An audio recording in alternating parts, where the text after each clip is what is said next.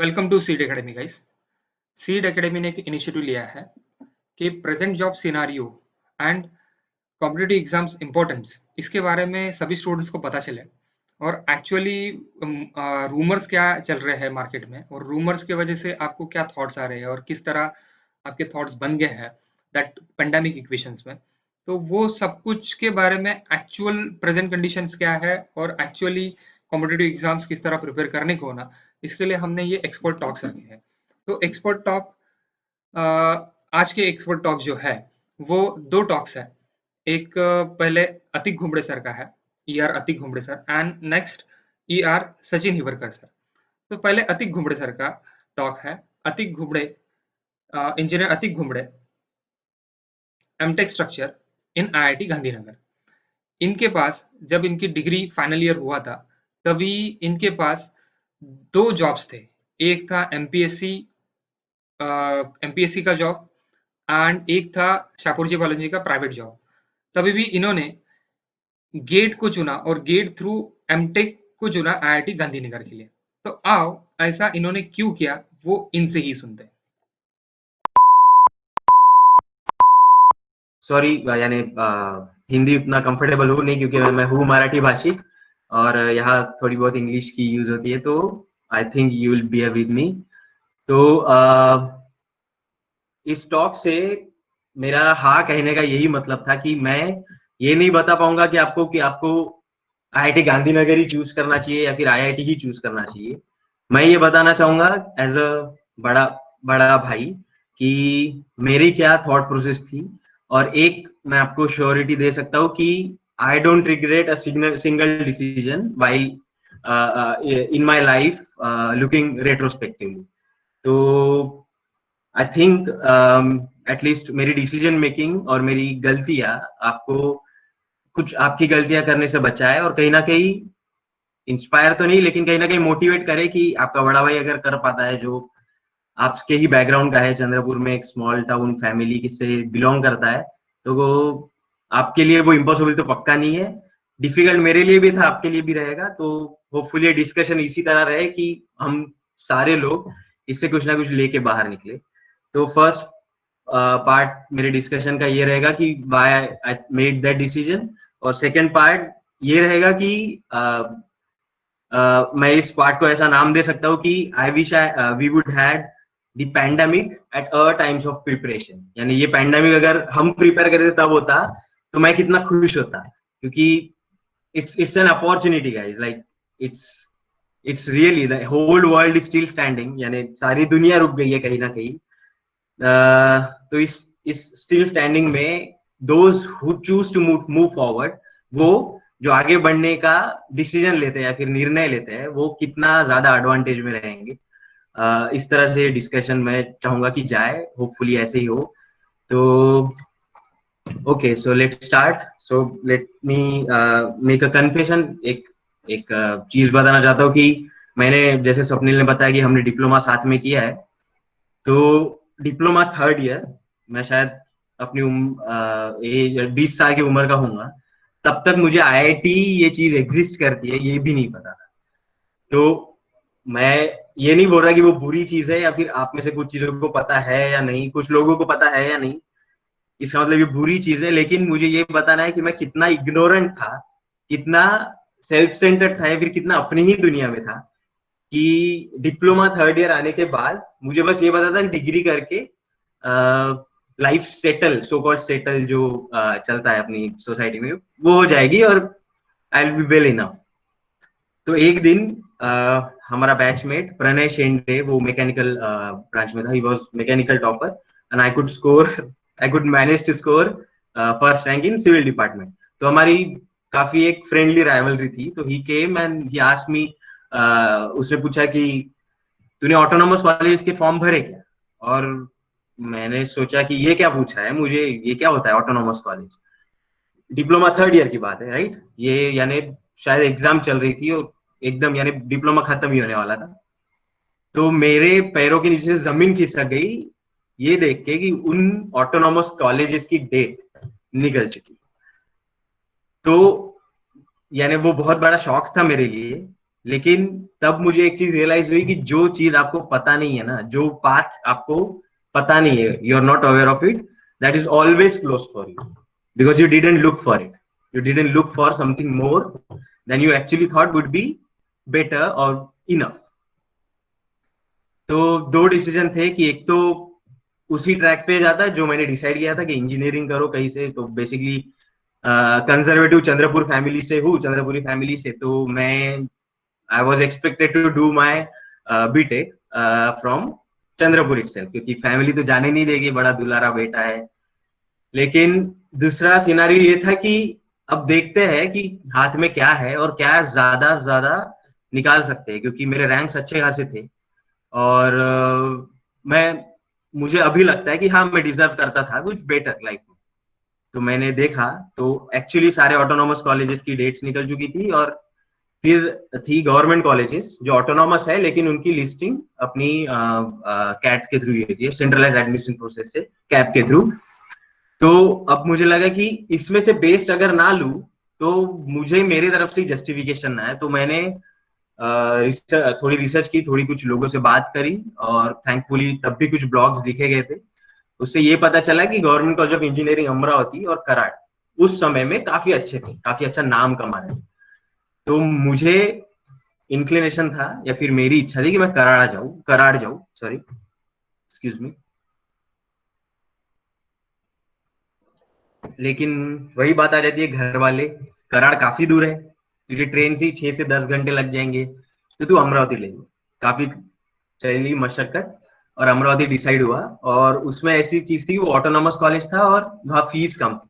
मैं OBC background का हूँ, just for clarification, I have a caste OBC. तो उसमें फीस भी कम लगती और मेरी फैमिली की फाइनेंशियल कंडीशन तब कुछ खास नहीं थी, तो डिसाइड हुआ कि अमरावती लेते हैं। तो अमरावती में एडमिशन हुआ और होना ही था, क्योंकि आई वाज कॉन्फिडेंट कि मार्क्स काफी अच्छे थे। तो मेरी लैटरल एंट्री हुई, एज यू नो कि डायरेक्ट सेकंड ईयर में मिलता है डिप्लोमा थर्ड ईयर के बाद।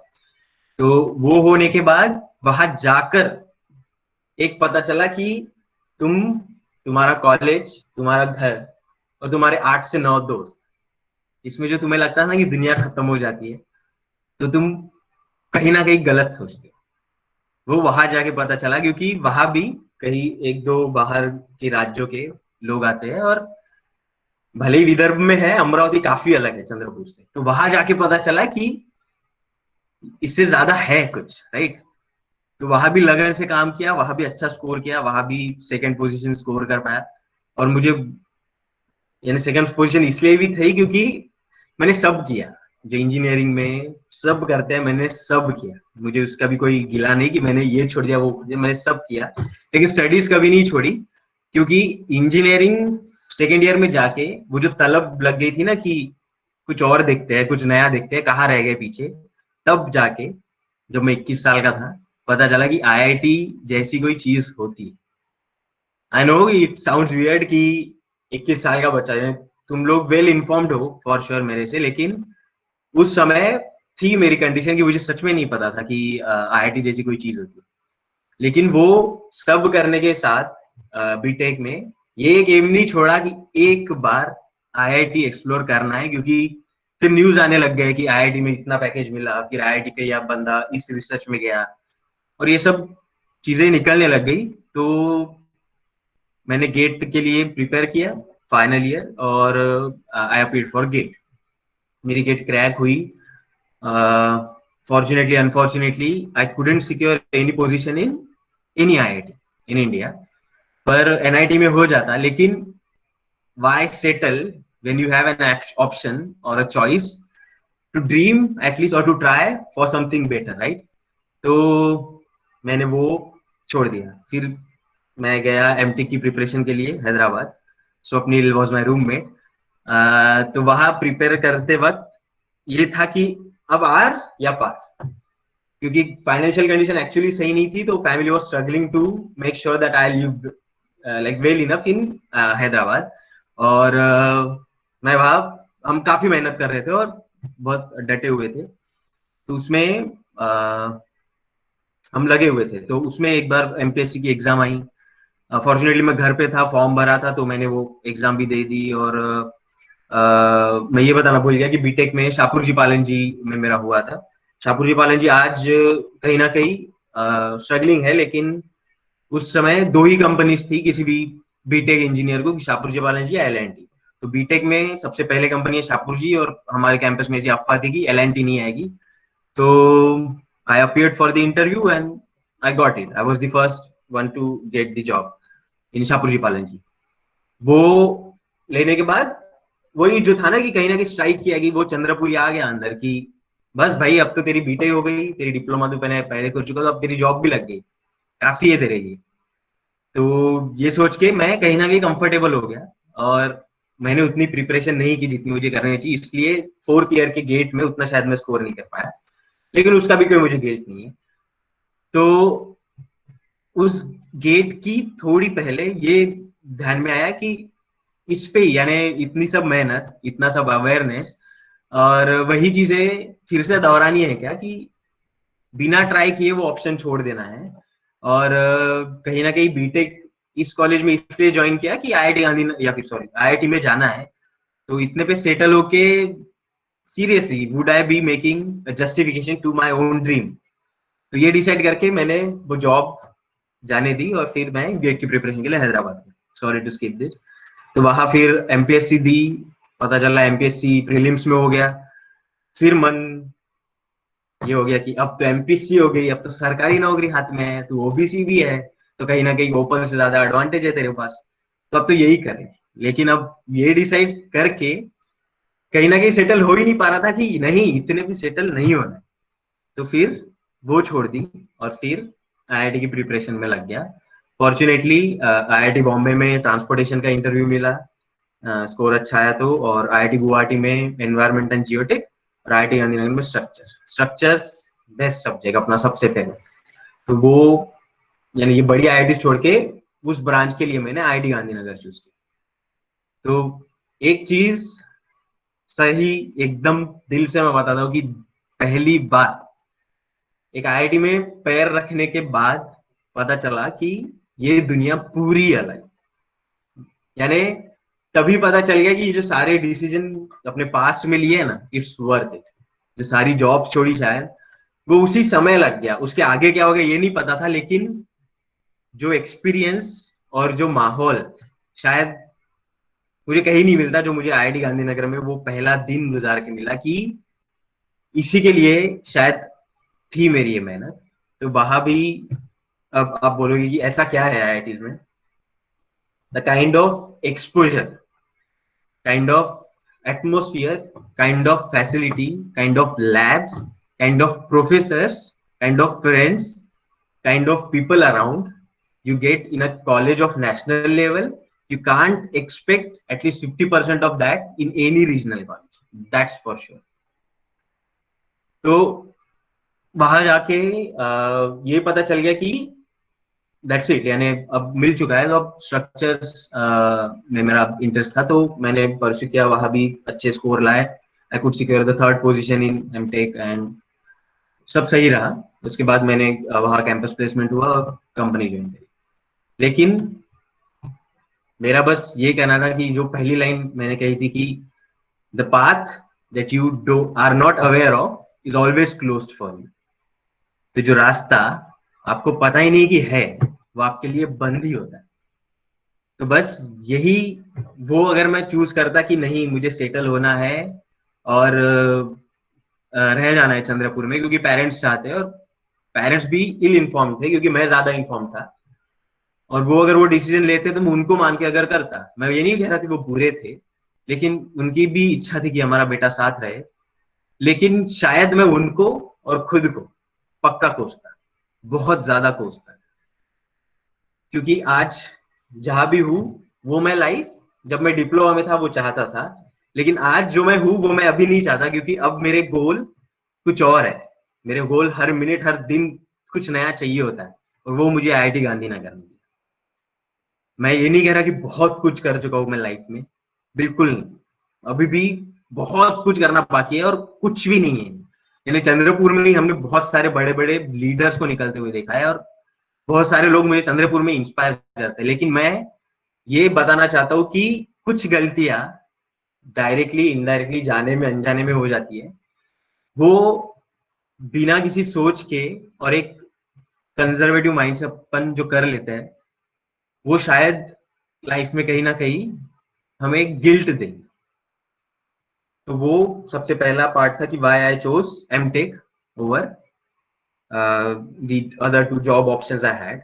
Hopefully I don't know, I could convince you, but I think, यानी मुझे लगता है कि मैंने वो बता दिया कि मैं तब क्या सोच रहा था। और यानी था एक ऑप्शन, ये अगर बिना एक्सप्लोर करके छोड़ देता तो शायद लाइफ में खुश पता नहीं हूँ कि नहीं, लेकिन हंस भी नहीं पाता। तो उस हिसाब से तो वो एक ऑप्शन है। और दूसरा, I wish we would have this pandemic at the times when we were preparing. तो एक मेरे फेवरेट ऑथर है निकोलस तालेब, तो उनकी एक बुक है एंटी फ्रेजाइलिटी। तो उन्होंने एक वर्ड कॉइन किया है, तो वो anti फ्रेजाइलिटी। So what is fragile? If you apply a pressure on something fragile, it crumbles, it breaks, right? So what is opposite of that? Anti-fragile. If you apply pressure on that, it doesn't crumble, it grows, it gets stronger, right? तो वो जितना आप उस पे अत्याचार तो नहीं, लेकिन जितना आप उस पे बल लगाओगे उतना वो ज्यादा और उभर के निकलेगा, वो होता है एंटी फ्रेजाइल। तो मेरी लाइफ में कुछ चीजें हुई जो मैं सोचता हूँ कि बहुत अच्छी समय पे हुई। उसमें से ये एक बुक आई जो मैंने कुछ 2-2.5 साल पहले पढ़ी, और हमेशा वो ट्राई करता हूँ कि मैं कितना एंटी फ्रेजाइल बनूं, कि जितना स्ट्रेस आए उसमें कितना ग्रो करके निकलूं। तो वैसे ही ये पैंडेमिक कुछ इसी तरह आया मेरी लाइफ में कि सब तरफ लॉकडाउन था। मैं यहाँ जो जॉब कर रहा था उन्होंने भी ऑफिसेस बंद कर दिए थे, and they kind of fired most of the people, I was one of them. तो अब जॉब नहीं थी, व्हाट कैन आई डू? तो मैं हताश हो नहीं पाता, थैंक्स टू माय वाइफ, कि कहीं ना कहीं हम दोनों एक दूसरे को उभार लेते हैं कि आपकी जिंदगी में कोई ना कोई होगा ऐसा। तो डिसाइड किया कि अब जो हमेशा से करनी थी कुछ चीजें, तो मुझे प्रोजेक्ट मैनेजमेंट में बहुत ज्यादा इंटरेस्ट है। तो मैंने certificate of certified associate in project management, एक प्रोजेक्ट मैनेजमेंट इंस्टीट्यूट का सर्टिफिकेशन है, उसके लिए अप्लाई किया। वो ए ग्रेड से उसको प्रिपेयर किया, सही से प्रिपेयर किया इस पैंडेमिक के टाइम में, और वो सिक्योर किया वो सर्टिफिकेट, आज है वो सर्टिफिकेट। और दूसरा, मुझे ट्रेडिंग में हमेशा, यानी इंडियन स्टॉक्स में मुझे हमेशा इंटरेस्ट था, तो मैंने सोचा कि let's give it a try. तो मैंने उसमें इन्वेस्ट किया। तो अब मैं इतना कॉन्फिडेंट हूँ कि शायद मैं इसको एक फुल टाइम प्रोफेशन की तरह देख सकता हूँ। तीसरा, मैंने इन 6-7 महीनों में कम से कम 18 से 19 बुक्स पढ़ी। उससे पहले मैं 28 साल का होने तक शायद 1 से 2 बुक्स छुई होगी, एकेडमिक्स छोड़ के बाकी कहीं और फील्ड में। तो ये मैंने किया। तो मैं ऐसा क्यों कह रहा हूँ कि ये पैंडेमिक हमारे टाइम होता कि लोग मर रहे हैं, राइट? लाइक लोग सफर कर रहे हैं, सच में लोगों के पास खाने के लिए नहीं है, और सच में पूरी दुनिया में कंडीशन बहुत खराब है। लेकिन मैं उस हिसाब से नहीं बोल रहा कि ये पैंडेमिक उस हिसाब से मेरे लाइफ में आना चाहिए था। ये पैंडेमिक इस हिसाब से कि मुझे ये एंटी फ्रेजाइल होने में हेल्प करता है। जैसे मैंने सबसे पहले ही कहा था कि whole world is stand still, those who choose to move right now are going to grow. I think I want to be one of them. I am not saying I am one of them, मैं ये नहीं कह रहा कि मैं उनमें से एक हूँ, लेकिन मैं वैसा बनना चाहता हूँ। तो ये पूरी दुनिया एक्चुअली रुक गई। न्यूज में सुनाई देता है, सब सब तरफ यही बात है कि किसी का रिलेटिव, किसी का फ्रेंड, किसी का ब्रदर, किसी की सिस्टर एक्चुअली पैंडेमिक से बहुत ज्यादा अफेक्टेड हुई होगी। लेकिन it all depends on the choices you make. Even मेरे क्लोज रिलेटिव में नागपुर में मेरे मामा जी, वो कोरोना पॉजिटिव आए। उनकी हेल्थ के लिए सच में एक डर आ गया था कि सच में ये सीरियस चीज है। लेकिन वो डर कहीं ना कहीं मुझे और स्ट्रॉन्ग कर गया और स्ट्रॉन्ग करेगा। I make that choice. ये मेरी ये मैं चूज करता हूँ कि लाइफ में अब ऐसे ही बढ़ना है आगे। तो यही मैसेज एक बड़ा भाई होने के नाते मेरे सारे जो इंजीनियरिंग या फिर केट एस्पिरेंट या फिर कोई भी कोई भी एग्जाम के लिए प्रिपेयर करने वाले, या इवन बीटेक फाइनल ईयर वाले मेरे छोटे भाई बहन सारों को मैं ये कहना चाहता हूँ कि when the world stands still, those who choose to move are going to grow. That's it. Period. अब जॉब सिनारियो, दिसंबर में मैं और मेरी वाइफ इंडिया मूव होने वाले परमानेंटली। वो यहाँ पीएचडी कर रही है, मैं यहाँ जॉब और अभी तो ट्रेडिंग। तो दिसंबर में हम इंडिया शिफ्ट हो जाएंगे। तो अब जॉब्स के लिए मैं थोड़ा एक्टिवली सर्च कर रहा था। दो मेरे पुराने बॉस की एक ऑफर है और मैं वही ज्वाइन करने का सोच रहा हूँ, लेकिन मैंने यही सोचा कि जो एटीट्यूड मुझे बीटेक में मिला कि इतने पे ही रुक जाना है या पहले ट्राई कर लेना है और फिर जो हाथ में उसके लिए देखते हैं, क्योंकि वो लकी बोल लो या फिर मेहनत का करेगा, लेकिन कोई भी हाथ में जो चीज होती है वो बाद सब ट्राई करने के बाद भी वही हाथ में थी। मैं उस केस में लकी हूँ कहीं ना कहीं। जो लोग लकी नहीं है उनको मेहनत थोड़ी ज्यादा करनी पड़ेगी फॉर श्योर। तो मैंने जॉब सर्च करे तो फॉर श्योर ये जो न्यूज चल रही है ना कि मार्केट में जॉब्स नहीं है, कंपटीशन बहुत ज्यादा बढ़ गई है, उस सब में कंपटीशन बहुत ज्यादा बढ़ गई है, ये चीज हमारे वक्त भी थी। क्योंकि मैं गेट में जाता था, Swapnil would agree to me कि कम से कम 10 से 20 हजार बच्चे ऐसे इर्द गिर्द दिखते थे कि सारे उसी एक चीज के लिए प्रिपेयर कर रहे थे, जिस चीज के लिए हम प्रिपेयर कर रहे थे। तो डर तभी भी था, कंपटीशन तब भी थी और जॉब्स तब भी कम थी। क्योंकि मैं सिविल बैकग्राउंड से हूँ, तो हमेशा यही रहता है कि अपनी फील्ड जिस बाकी सारी फील्ड्स के साथ ग्रो करनी चाहिए थी टेक्निकली, बाकी सारी टेक्नोलॉजिकल एडवांसेस से, उस हिसाब से ग्रो नहीं करती अपनी अभी। यानी ग्रोथ जो है वो काफी स्लो है। जो तरीके, जो मेथड्स कुछ 20 साल पहले यूज होते होंगे वो आज भी यूज होते हैं, तो उस हिसाब से ग्रो डेफिनेटली नहीं करती। और इफ यू से चंद्रपुर जैसे सिटी में मुझे लगता है काफी पीछे है when it comes to construction industry. If you compare it with other metro cities, why not compare with metro cities और अराउंड द वर्ल्ड। तो उस हिसाब से है हम थोड़ा पीछे है और अब थोड़ा टाइम लगेगा। तो अब जॉब्स, हाँ, तो कंपटीशन तब भी थी और हम लकी बोलो या फिर थोड़ी मेहनत करनी पड़ी। और हम देख चुके थे कि स्वप्निल भी था, हम करते थे मेहनत। हमें ये नहीं पता था कि हम कर रहे हैं वो इतना इनफ है कि नहीं, पर हम ये कर रहे हैं कि हमारे बगल में जो बंदा है ना उससे तो ज्यादा करना। तो वो एक कमिटमेंट थी और वो की। और जो हम ये नहीं कहेंगे कि सक्सेसफुल हो गए, पर एक चीज गेट के बाद, प्रिपरेशन के बाद, ये मैं जरूर कह सकता हूँ कि जो मैंने चाहा वो मैंने पाया। अब उससे क्या होगा आगे लाइफ में, क्योंकि अभी तो मैं खुद 29 साल का हूँ और बहुत लाइफ बाकी है और बहुत कुछ करना भी है, लेकिन जो चाहा वो पाया, वो एक चीज से है, मेहनत वहा है। अब जॉब्स है कि नहीं, आप लोगों को होगा कि आप लोगों के कितने लोगों के अकाउंट लिंक्डइन पे है मुझे पता नहीं। अगर नहीं है, आज ही लिंक्डइन का एक नया अकाउंट खोलना, एक बड़े भाई की तरह। एक छोटे मेरे भाइयों बहनों को मैं बोल रहा हूँ कि आज ही लिंक्डइन का एक अकाउंट खोलना है। और लिंक्डइन जॉब्स करके एक होता है, उसमें यू कैन गिव प्रेफरेंसेस कि आप कौन से सिटी में किस तरह के किस डेजिग्नेशन का जॉब आप चाहते हो। It will send you so many notification that you will fed up with it. आप बोर हो जाओगे कि कितने सारे नोटिफिकेशन भेज रहे हैं। तो वो जो मिथ मैं बोलूंगा अभी मार्केट में चल रहा है कि जॉब्स नहीं है, वो कहीं ना कहीं आपका दूर होगा। दूसरा, जॉब्स नहीं है ऐसा मैं इसको मैं कॉन्ट्राडिक्टरी स्टेटमेंट दे रहा हूँ कि मैं बोल रहा हूँ कहीं ना कहीं जॉब्स है, तो इसका मतलब ये है कि जॉब आ जाएगी। अब मैं चंद्रपुर में रहूंगा और जॉब आ जाएगी, तो मुझे लगता है कि ऐसे एटीट्यूड से इवन चंद्रपुर में भी जॉब नहीं आएगी। एक्चुअली चंद्रपुर में जॉब्स काफी कम है। यानी काफी सारे लोग ट्राई करते हैं, बहुत कम सैलरी में सेटल हो जाते हैं, या फिर अल्टीमेटली कॉन्ट्रैक्टरशिप में जाते हैं और काफी स्ट्रगल है। लेकिन स्ट्रगल किस चीज में नहीं है, लेकिन अगर वो आपकी ड्रीम है तो definitely you should work on that, but work harder. यानी ये कोई भी चीज अब आसान नहीं रही, क्योंकि कंपटीशन हमारे वक्त थी वो डेफिनेटली इस समय कम नहीं हुई है और आने वाले 10 साल में तो और कम होने ही नहीं वाली। तो हमें कहीं ना कहीं कॉम्पिटिटिव बनना ही पड़ेगा। और अपनी फील्ड ही ऐसी है जो ग्रो खुद नहीं करती और पढ़ाई में भी ग्रोथ नहीं हुई है। यानी मैंने शायद जो पढ़ा है वो शायद उसी लेवल का आपने पढ़ा होगा, लेकिन दुनिया काफी आगे निकल जा रही है और हमें मिस नहीं करना है। हमें इंजीनियर्स को एटलीस्ट मिस नहीं करना है। तो वो एक चीज हुई।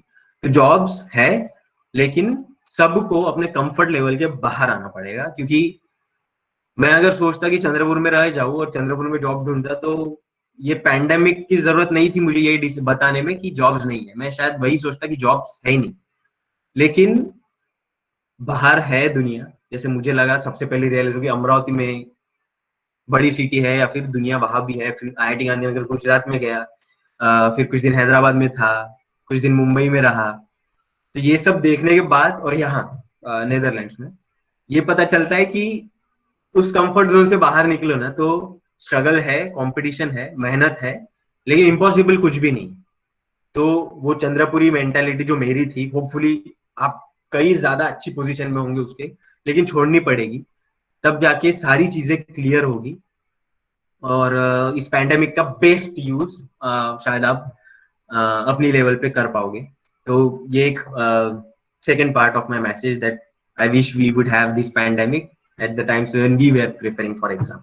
और how I am coping with this pandemic, like I have told you, जैसे मैंने बताया कि कुछ चीजें हैं जो मुझे हमेशा से करनी थी, वो मैंने करी। और एक्सपर्टीज तो नहीं बोलूंगा, हमेशा ही सीखते रहता हूँ, लेकिन 6 महीने पहले जहाँ था उससे तो आगे ही निकल गया, तो शायद कहीं ना कहीं और पहुंचूंगा ही, और अच्छा करना ही है।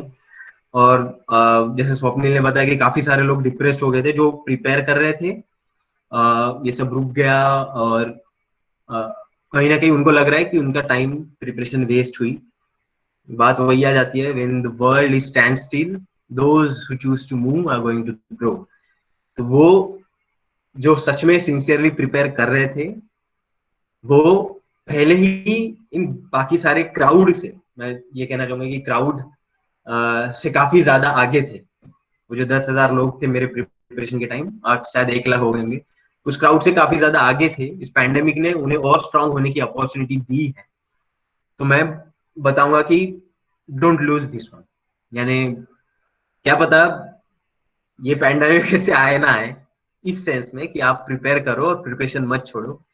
क्योंकि आज हो सकता है कि न्यूज आ रही है कि JEE नीट गवर्नमेंट ने कैंसिल नहीं की, काफी सारा क्रिटिसिज्म गवर्नमेंट को सहना पड़ा।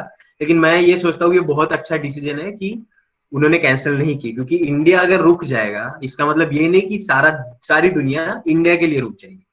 वैसे ही आज अगर नागपुर यूनिवर्सिटी या गोंडवाना यूनिवर्सिटी डिसाइड करती है कि ठीक है पैंडेमिक है, हम एग्जाम कैंसिल कर देते हैं, तो शायद पूरी देश की यूनिवर्सिटी ये सोचे ऐसा नहीं, तो वो लोग आगे बढ़ेंगे ही।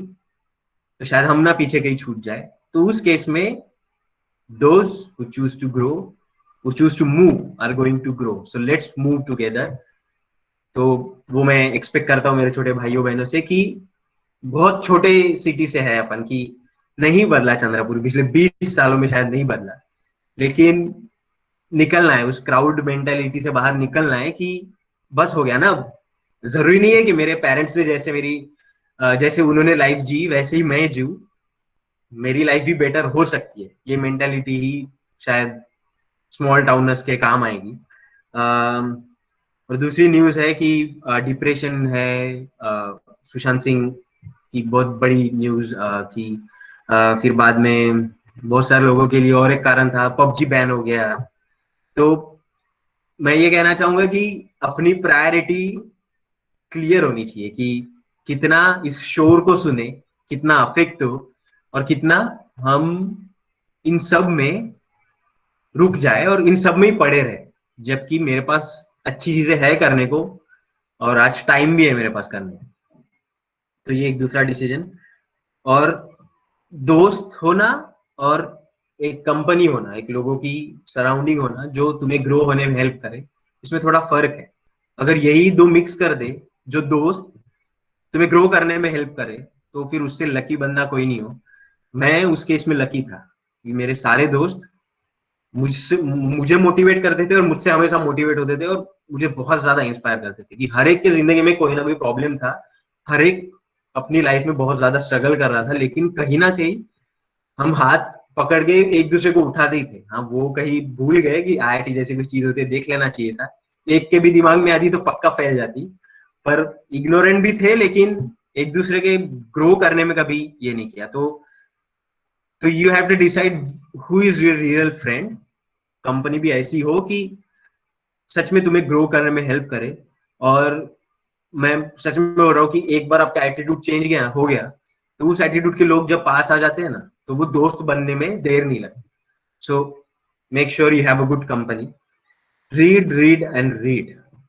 ये बुक्स पढ़ने के बाद मैं शायद उससे पहले दोस्तों में खुश था। आज आप सबके सामने बोलने का कॉन्फिडेंस थोड़ा बहुत है।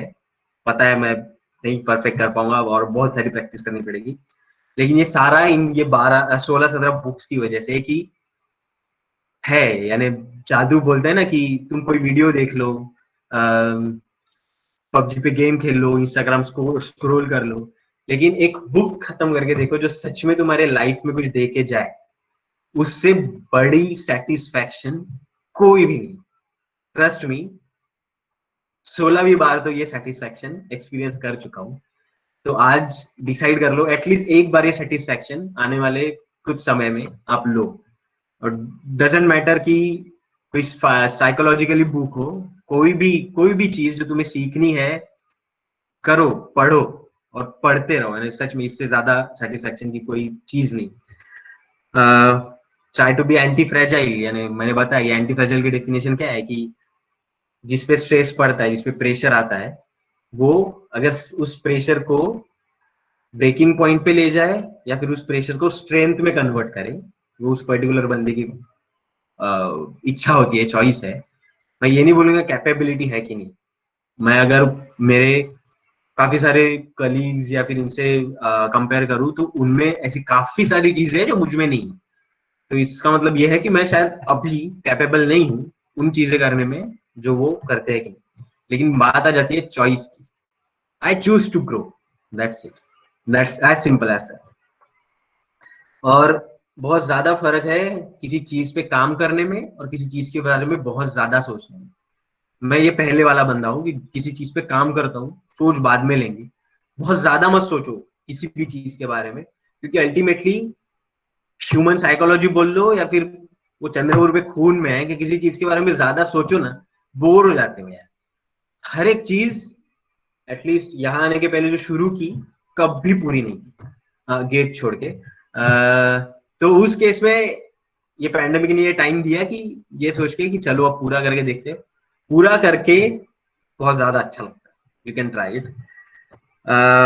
And also I told the path you are not aware of और ऑलरेडी क्लोज फॉर यू। तो ये सब स्ट्रेस में, ये शोर में, रिया चक्रवर्ती ने क्या कर दिया, कंगना राणावत मुंबई आई, शिवसेना ने ये कर दिया, पबजी बैन हो गया, टिकटॉक बैन हो गया, ये सब शोर को सुनना अच्छी चीज है कि न्यूज के लिए अवेयर होना बहुत अच्छी चीज है। लेकिन ये सब शोर को अफेक्ट करने देना, ये बहुत ही डिफरेंट सिनेरियो है। कि सुनना और छोड़ देना या फिर इन्फॉर्म रहना एक बहुत अच्छी चीज है, लेकिन उसको अफेक्ट नहीं करने देना ये उससे भी अच्छी चीज है। तो उस केस में ये डिसाइड करो कि क्या क्या ऑप्शंस है मेरे पास, कि अब उम्र के 20 21 24 25 26 साल का हूँ, अभी कोई मरने का तो प्लान नहीं है, लेकिन यानी कुछ अभी जो लाइफ है उसको लेट्स से, सॉरी ये बहुत गलत स्टेटमेंट था, लेकिन है अभी और जीना है ना, यानी किसी की भी इच्छा नहीं है इतने जल्दी जाने की। तो उस केस में अभी एक्सप्लोर करो कि ऑप्शंस क्या क्या है तुम्हारे पास। ये मत सोचो कि मैं कर सकता हूँ कि नहीं। उन सारे ऑप्शंस से जाके उनके बारे में सोच के, ओवर थिंकिंग नहीं, उस पर काम करके उसके अच्छी बुरी सारी चीजें लिख के ये डिसाइड करो कि कौन सी चीज मुझे करनी चाहिए और उस पर काम करो। मैं कर सकूंगा नहीं कर सकूंगा, ये करने से पहले डिसाइड करोगे तो मेरे हिसाब से मेरे छोटे भाई बहनों के लिए जस्टिफाई नहीं होता। तो फिर कैसे ग्रो करेंगे अगर इस पे ही रुक जाएंगे। देन कुछ चीजें ऐसी है जो by the time I was learning in IIT Gandhinagar, even when I sorry जब मैं जॉब ज्वाइन कर चुका था, कि तब मुझे ऐसे लगा कि मेरे बीटेक में या फिर डिप्लोमा में मैंने क्या मिस किया, जो वहां जाके पता चला कि सबसे पहली बात कोडिंग। अब बोलो कि सिविल इंजीनियर है, हमें कोडिंग की क्या जरूरत है, तो अपन मिथ में है, क्योंकि भले ही अपनी इंडस्ट्री लोकल लेवल पे ग्रो नहीं हो रही, लेकिन आप बाहर देखो, पूरी दुनिया BIM पे चलती है, 5D मॉडलिंग, लोग 6D मॉडलिंग ट्राई करने वाले हैं। उस आप अगर जिन लोगों को नहीं पता, कोई बात नहीं, गूगल करो BIM 5D modelling, what is it. वो प्योरली कोड पे चलते हैं, यानी पास्ट एक्सपीरियंसेस, पास्ट प्रोजेक्ट्स से फ्यूचर प्रोजेक्ट्स कैसे होंगे, किस हिसाब से प्लानिंग होगी, किस हिसाब से डिजाइन होगा, इसका एक मॉडल बनता है इस लेवल का कि एन एमडी, एक एमडी किसी कंपनी का, अगर वो BIM वाला मॉडलर और डिजाइनर हायर करता है, उस एमडी को साइट पे जाकर देखने की जरूरत नहीं, क्योंकि सब उसको एक कंप्यूटर स्क्रीन पे मिलता है। ये एक छोटा सा एग्जांपल है अपनी फील्ड किस हद तक आ चुकी है। दूसरा, मैं ये चाहूंगा कि आप लोग प्रोजेक्ट मैनेजमेंट इंस्टीट्यूट, ये आज गूगल करो, मुझे पता है कि बहुत सारे लोगों को पता होगा, जिन लोगों को पता नहीं वो गूगल करो, उनके आते हैं project management professional, certified associate इन project management, agile, even BIM, इन सब कोर्सेज है। अब उसका ये कोर्सेज से जाने के बाद एक्चुअली देखो कि मार्केट में उसकी डिमांड कितनी है, यू विल बी शॉक्ड कि प्रोजेक्ट मैनेजमेंट इतना आगे निकल चुका है। और ऐसा नहीं कि project management as a field, एक डिजाइनर भी ये कोर्सेज कर सकता है, या फिर कोर्सेज कॉस्टली है एक्चुअली, अगर कोई कंपनी स्पॉन्सर कर रही है तो बिल्कुल मत छोड़ना। अगर हम अफोर्ड नहीं कर पाते तो उस कोर्सेज के कंटेंट्स दिए उसके रिलेटेड कहीं और पढ़ो, क्योंकि कंपटीशन बहुत ज्यादा है। Unless you have some novelty in you, you won't be getting anywhere. So that's the difference. Communication, अब मैंने कम्युनिकेशन स्किल बोला तो आपको सबसे पहले दिमाग में आया इंग्लिश। It's a myth.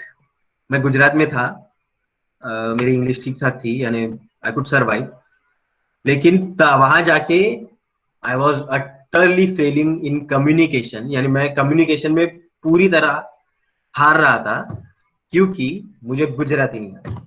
और वहां की कंस्ट्रक्शन फील्ड बहुत ज्यादा गुजरात रिलेटेड है, यानी आप बॉम्बे में जाओगे तो आप इंग्लिश हो स्पीकिंग हो या फिर हिंदी भाषिक हो तो आप सरवाइव कर पाते हो, लेकिन वहां जैसे साउथ में है वैसे गुजरात में बहुत ज्यादा इन्फ्लुएंस करता है कि आपको गुजराती आती है कि नहीं।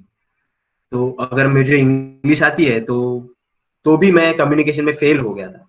उस केस में मैंने गुजराती सीखी, અને હું વાત કરી શકું છું ગુજરાતીમાં। तो एक 6 महीने पहले मैंने एक कंपनी ज्वाइन की जहां 90% स्टाफ गुजराती था, और 6 महीने बाद जब मैं गुजराती सीख चुका था, उसमें जमीन आसमान का फर्क है। कि शायद इसी का एग्जांपल ले लो कि कोई मेरे पीठ पीछे मेरी चुगली नहीं कर पाता, क्योंकि मेरे पास गुजराती थी। छोटे से छोटे रहने, लेबर से लेके उनके हेल्पर से लेके मेसन से लेके मैं सबसे कम्युनिकेट कर पाता। हमारा डिजाइनर गुजराती भाषा का बहुत रिनाउंड डिजाइनर था, इवन आर्किटेक्ट, वो गुजराती प्रिफर करता क्योंकि ही न्यू हिज स्किल। तो मैंने गुजराती सीखी और उससे ज्यादा अच्छे से कम्युनिकेट करने लग गया कि ही न्यू कि इस बंदे में एटलीस्ट इच्छा तो है, दम है कि नहीं वो बाद में देख लेंगे, इच्छा तो है। तो he automatically started speaking in English with me. तो हमारा रेपो अच्छा बन गया, स्टिल इन कॉन्टेक्ट, यानी वो हमें भी टच में है कहीं ना कहीं, और तो वो एक फायदा हुआ। तो communication is not just about English, it's about making a transaction of words, a transaction of feelings effective. That's what communication is. तो उस पर ज्यादा भार दो कि आप आगे वाले को जो बोल रहे हो उसको ऑफेंडिंग ना लगे, उसको सही से जाए, उसको समझ आए और वो सही से रिप्लाई भी करे। That's what communication is. Then as I said, jobs are there, नौकरियां है, बस वो आने नहीं वाली। ना वो लैपटॉप में है, ना वो गूगल पे है। गूगल से मिल जाएगी कहाँ है, लेकिन अब कंफर्ट जोन से बाहर निकल के ही पॉसिबल है, क्योंकि नेदरलैंड्स में अभी कंडीशन ऐसी है कि जो लोग बाहर थे यहाँ के अब वो आ चुके हैं। इवन इंडिया में ऐसा हुआ कि जो लोग इंडिया के बाहर थे वो इंडिया में है। तो हर जगह लोकल कंपटीशन बहुत ज्यादा बढ़ चुका है कि any company would prefer its local people, any government would prefer its local demographic और population to have an employment, because उनको भी स्कोर कहीं ना कहीं दिखाना है। तो उस केस में कंपटीशन और बढ़ गया है।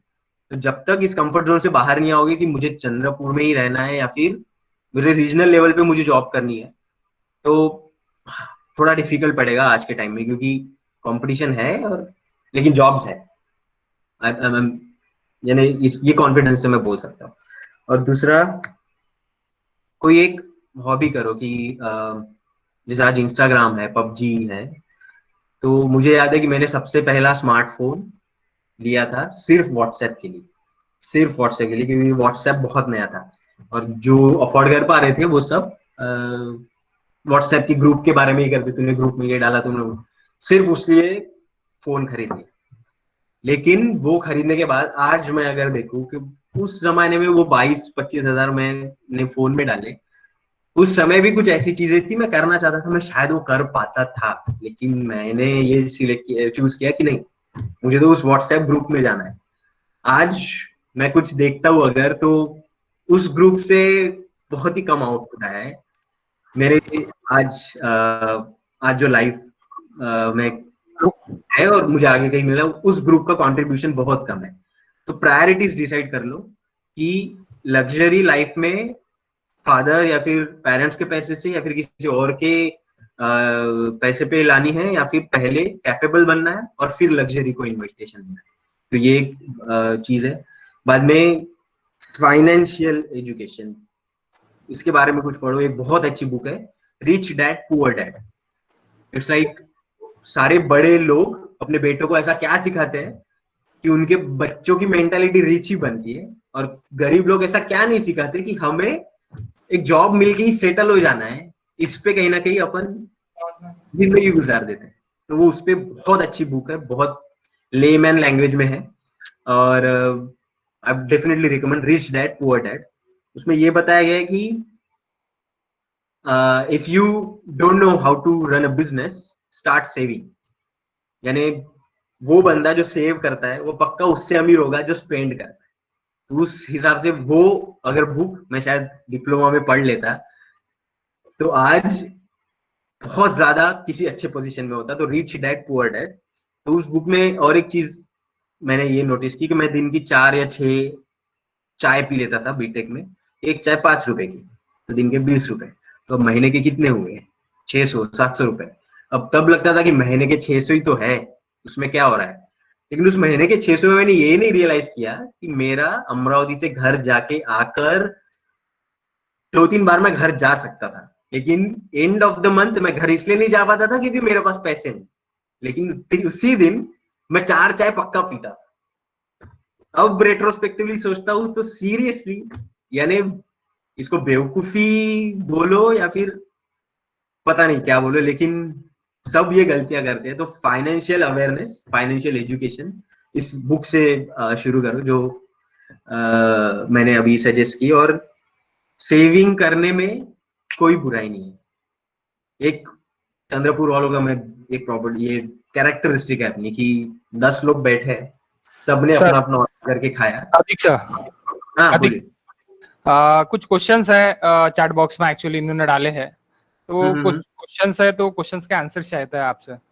बस 2 मिनट खत्म करके अपन क्वेश्चन ले लेते हैं। तो बस सेविंग और ओके बस स्पोर्ट, म्यूजिक, इन सब चीजों को कहीं ना कहीं प्रेफरेंस दिया होगा 12th-10th तक। अब छोड़ मत दो, क्योंकि एक टाइम के बाद नहीं कर पाओगे, शायद बिजी हो जाओगे या फिर इच्छा नहीं रहती, जो भी है। अभी मैंने पियानो खरीदा और अभी पियानो सीखना है मुझे। तब पापा बोल रहे थे कि कुछ साल पहले कि ले ले पियानो, सीख ले। पापा मेरे को नहीं पढ़ना इन सब चीजों में। अब लग रहा है यार सीख लेता, मजा आ जाता। लेकिन अभी सीख रहा हूँ, होपफुली ऐसा कुछ सेशन फिर से होगा तो मैं कुछ टोन बजा के दिखा दूं, फिंगर्स क्रॉस। लेकिन ये सब चीजें भी बहुत इंपॉर्टेंट है। ये रेट्रोस्पेक्टिवली सब चीजें, यानी हो जाने के बाद किसी चीज की पॉजिटिव और निगेटिव बहुत इजी है देखना हो जाने के बाद। लेकिन बात वो आ जाती है जब वो हो रही है ना, तो उस समय का स्ट्रेस, वो जो बंदा उस स्ट्रेस में है वही बता पाएगा। तो उस केस में एक प्लान बनाओ। मैंने ये कहा, तो एंटी फ्रेजाइल बनो कि उस स्ट्रेस से कैसे स्ट्रेंथ में निकलना है। और प्रायोरिटी डिसाइड कर लो, ऐसी चीजें जो तुम्हें गिल्ट देती है करने के बाद, वो छोड़ दो, निकाल दो, करो ही मत। अगर गिल्ट देती है खत्म करो, और प्रायोरिटी डिसाइड करो और लाइफ में आगे बढ़ो। और 108 लोग हैं, मुझे बहुत खुशी होगी अगर इनमें से 105 लोग धड़ाधड़ ईमेल भेजे कि भैया इतने पे ही रुक गए, इतना ही बता के छोड़ दिए, हम तो इतना आगे निकल गए, हम बहुत खुश होऊंगा, क्योंकि मैं चाहता हूँ बस हो गया अब चंद्रपुर में रहना। इसका मतलब ये नहीं कि चंद्रपुर छोड़ के निकल जाओ, लेकिन वो चंद्रपुरी मेंटेलिटी जो है ना, अब अब वो रही कि नहीं पता नहीं, लेकिन हमारे जमाने में बहुत अग्रेसिव थी कि चंद्रपुर में ही रहना है, चंद्रपुरी प्राउड, उससे थोड़ा बाहर निकलोगे, अब टाइम चेंज हो गया है। So in the stand still those who choose to move are going to grow. Thank you. Yes, questions should I read? मैं पढ़ूं यही से स्वप्निल? या आप क्वेश्चंस पढ़ सकते हैं वहां से ही, ओके और वहां से क्वेश्चंस पढ़ के उनके आंसर दे सकते हैं। बहुत सारे क्वेश्चंस हैं एक्चुअली। ओके, कोई टाइम है, अगर तुम्हारे पास टाइम है तो मैं तो फ्री बैठा हुआ आज।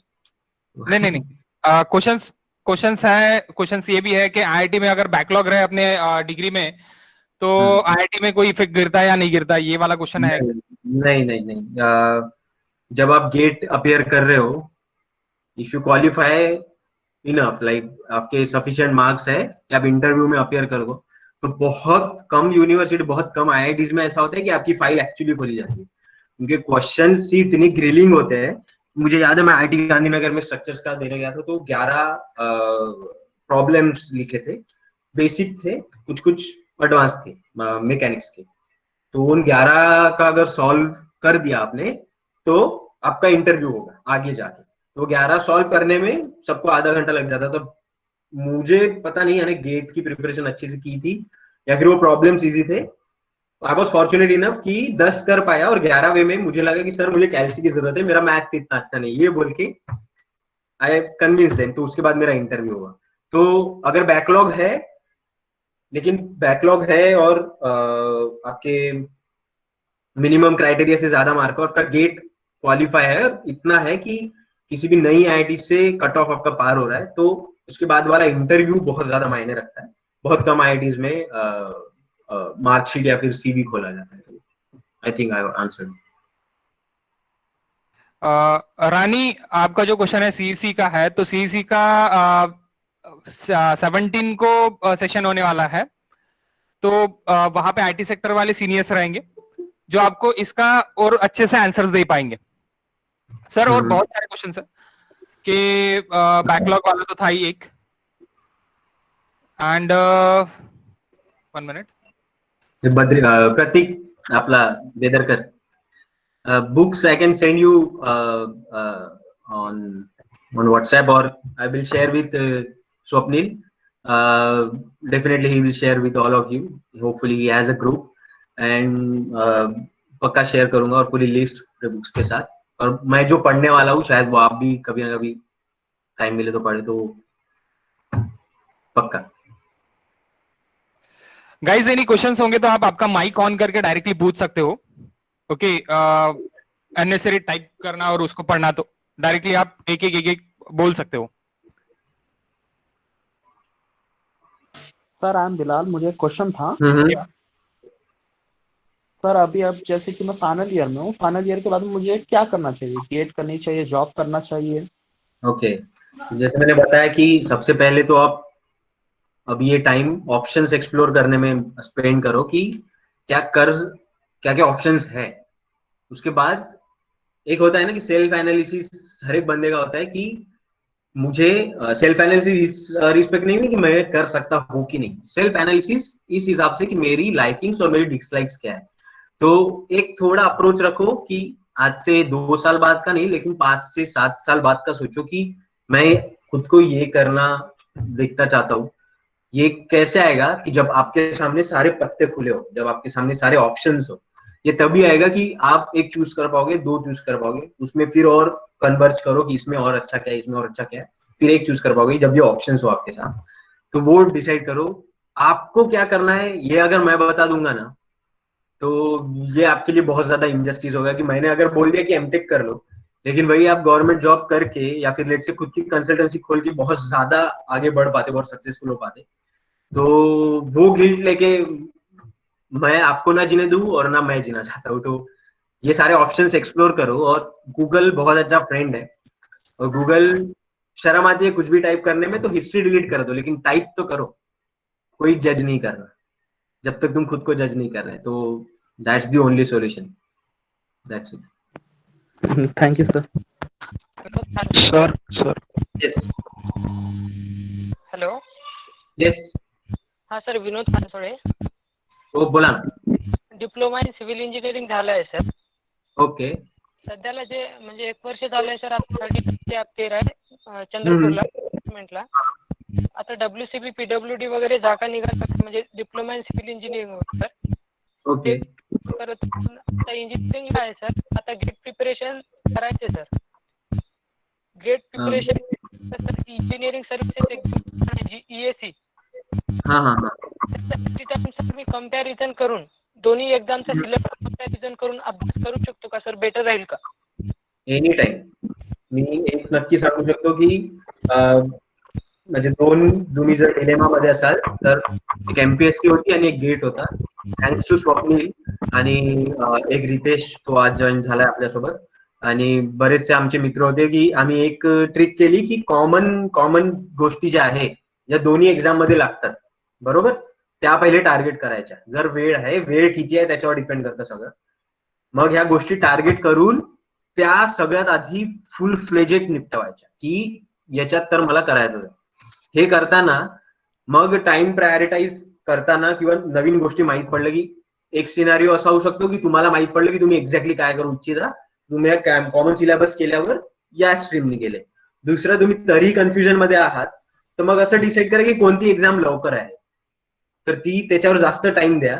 आणि दुसऱ्या एक्झामचा थोडा म्हणजे तिलाही सोडू नका कारण की ती नंतर येणारच आहे. तर तिचा थोडासा टच किंवा असं म्हणतात ना की एखाद गोष्ट अभ्यासाचं असंच आहे की लिंक तुटली की गेलं, म्हणजे अजून खूप मेहनत करावं लागते. तर ती लिंक न तुटता बेसिक फोकस जो आहे तो प्रायोरिटाईज कर. आणि इम्पॉसिबल नाही आहे, प्रायोरिटाईज आहे. 24 तास आहे दिवसाचे, 8 तास झोपला, 3 तास जेवणात काढले तर ऍटलिस्ट थोडं इकडे तिकडे काढलं तर 12 ते 13 तास तुम्ही प्रत्येक म्हणजे आजच्या तारखेत बाहेर जायचं नाहीये म्हणून देऊ शकता. अनलेस फॅमिली आहे किंवा मुलं बाळ आहे तर ते एक पर्सनल टाइम. पण असं नाहीये की वेळ नाही देऊ शकत. एक मी आर्टिकल वाचला की जात एक IAS ऑफिसर जॉब करायचा, मुलं सांभाळायचा आणि 2 तास रोज अभ्यास करायचा. म्हणजे मिळाला जर पुन्हा आर्टिकल मी स्वप्नीला सांगेन शेअर करा, त्याला शेअर करी. तसे इन्स्पिरेशन आहे. तर असं वाटतं की तोही माणूसच आहे आणि मे बी जास्त इन्फॉर्म्ड आहे, जास्त मेहनती आहे, तर तो करू शकला तर मी का नाही. पॉसिबल आहे. Thank you. Any other question, guys? Hello sir. हा बोला. हाँ, Hello? 1 मिनिट तृप्ती, मी Sir. सांगायच्या पहिले मला एक मिनिट तृप्ती. गाइज अभी इसके बाद और एक सेशन है सचिन सर का, मैकेनिकल से बिलोंग करते हैं, डिजाइन इंजीनियर है. उसके बाद है तो इसके बाद का भी सेशन आपको अटेंड करना है. उसके बाद आपका यहाँ पे फीडबैक लिंक मैं दूंगा. फीडबैक लिंक पे आपको फॉर्म भरना है. फीडबैक लिंक पे फॉर्म भरने के बाद ही आपको जो सर्टिफिकेशन है वो ISO सर्टिफिकेशन मिलेगा.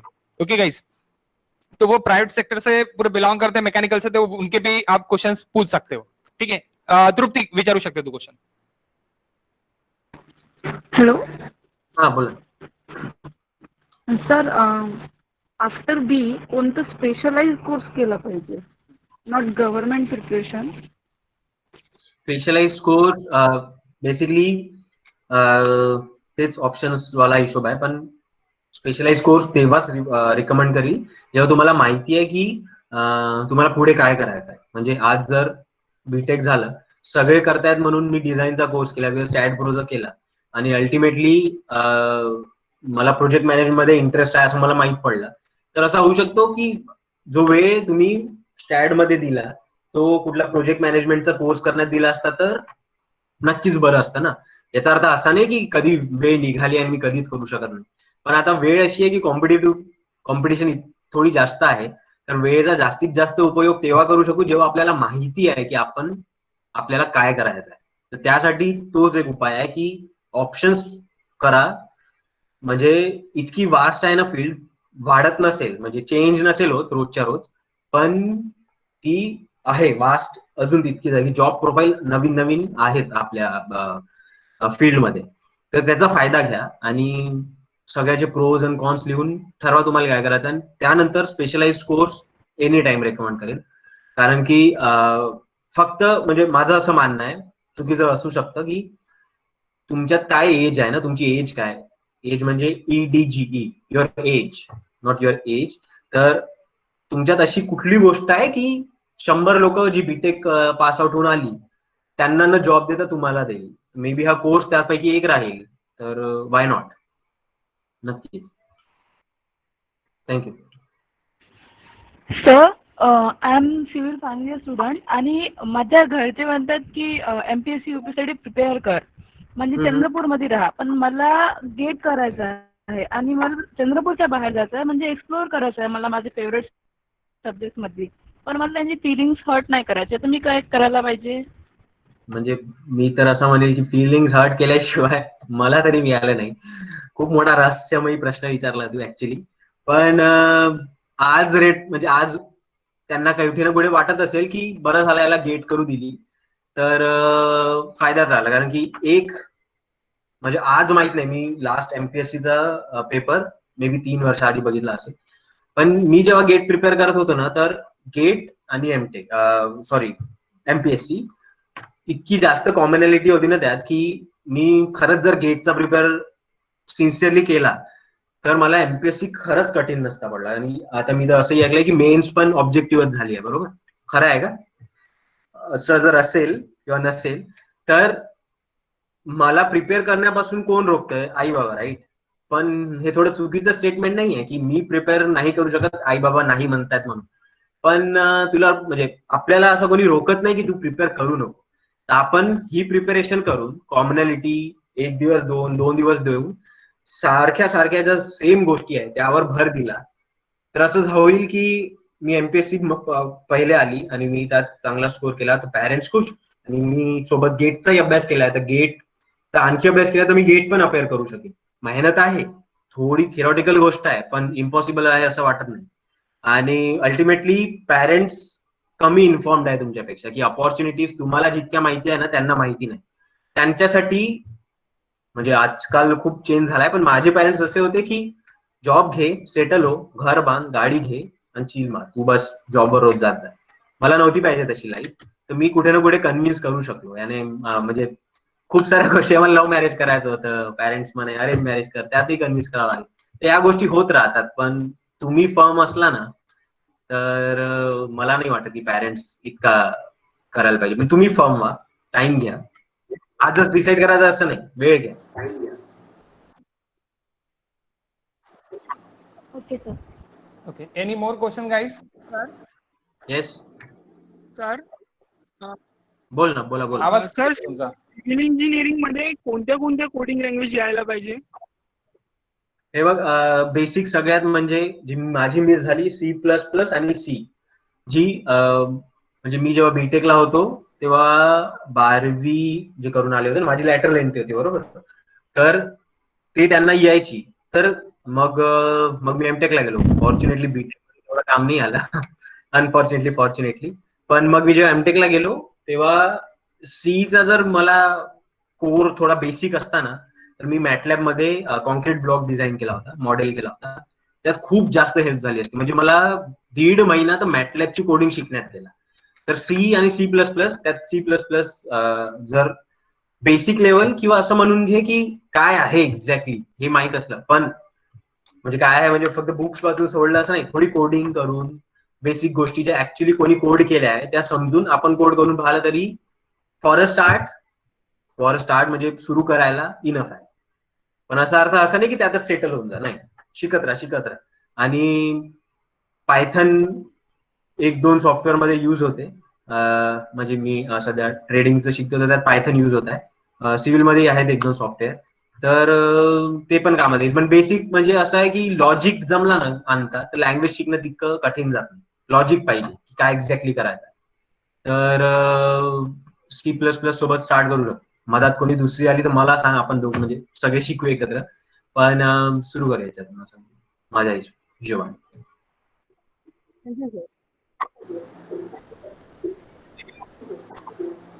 Any more question, guys? Again, कोई इसका विषय में आपको ये बात था, ये लॉकडाउन है, ये नहीं आ रहा है। लॉकडाउन में क्या थॉट्स है आपके? थॉट्स क्या?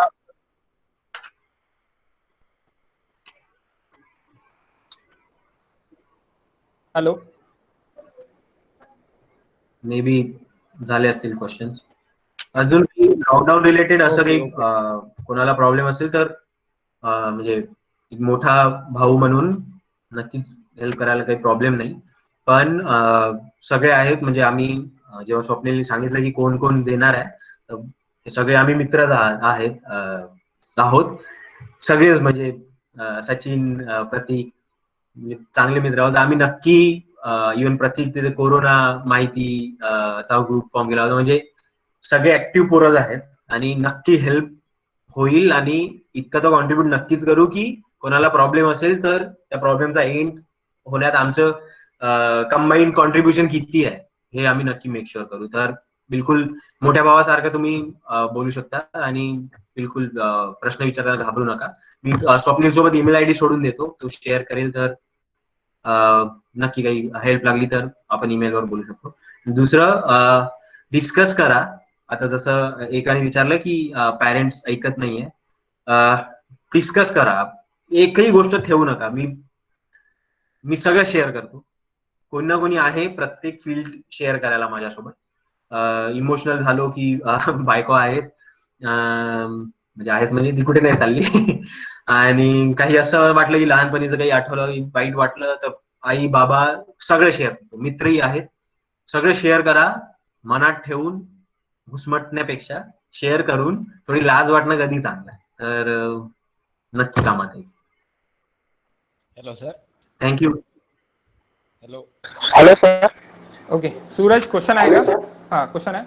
हा बोल ओमकार. सूरज.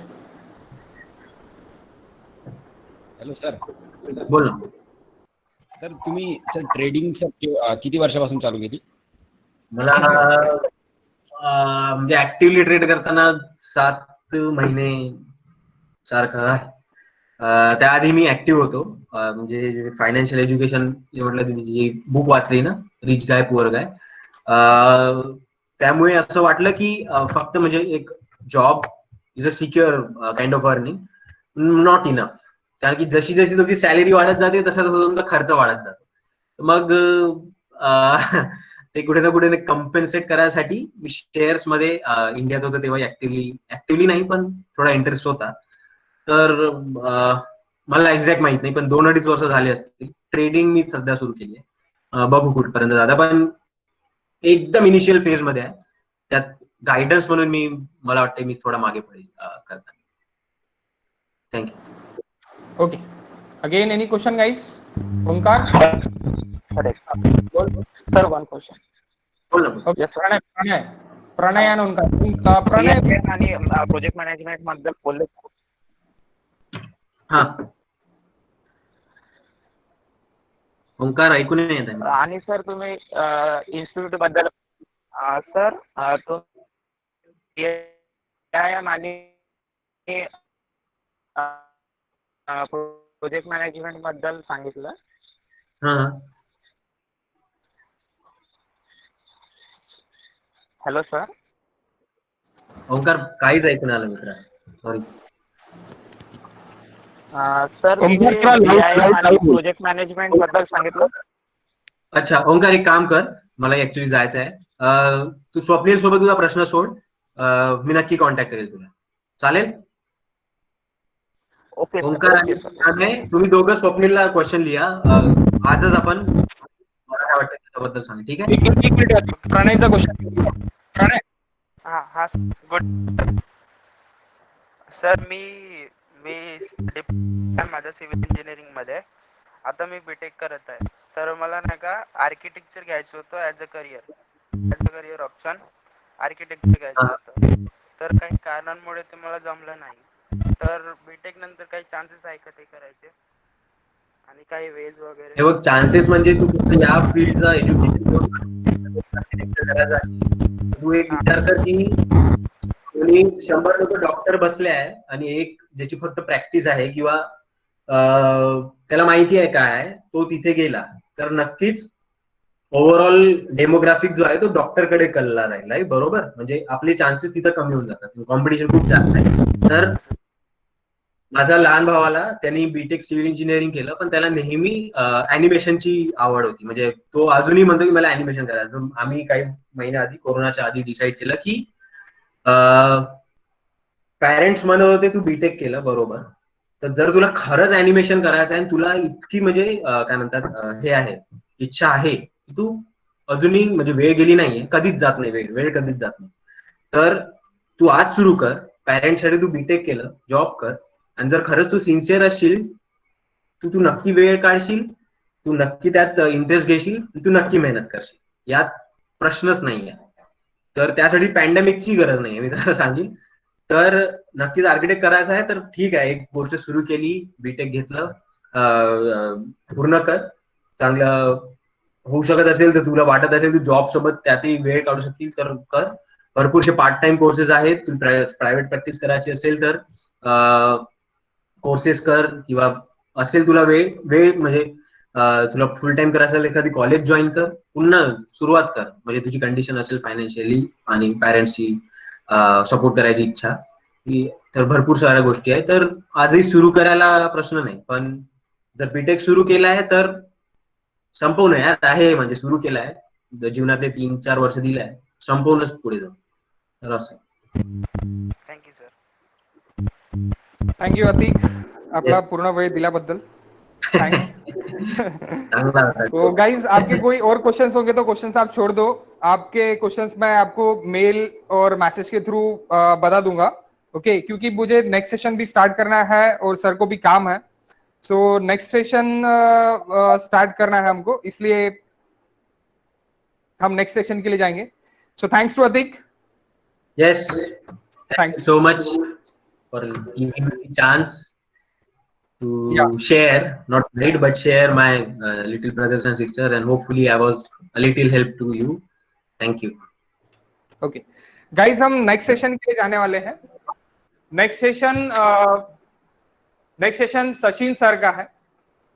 सर सीनियर डिजाइन इंजीनियर है oil and gas plant sector में, प्रोसेस प्लांट सेक्टर में, बेंगलोर में वर्क कर रहा है. और वो आपको एक्चुअल सिनारियो अभी जॉब में क्या चल रहा है, किस तरह है, और जॉब मिल रहे हैं लोगों को या लोग ही जॉब छोड़ रहे हैं, ये सब कुछ जो भी अब क्वेश्चंस है, जो एक्चुअल सिनारियो है, वो सिनारियो आपको बताने वाले हैं कि पेंडेमिक इफेक्ट में उनके प्रोसेस में क्या, यानी उनके oil and gas process plant में क्या चेंजेस हुए या फिर क्या इफेक्ट गिरा, ये सब कुछ डिस्कस होने वाला है. तो आपके भी कुछ क्वेश्चंस अगर रहे उसमें तो आप भी क्वेश्चंस पूछ सकोगे उसमें भी. तो हम टाइम ना वेस्ट करते हुए डायरेक्टली उनका सेशन स्टार्ट करते हैं. Okay, so Sachin sir.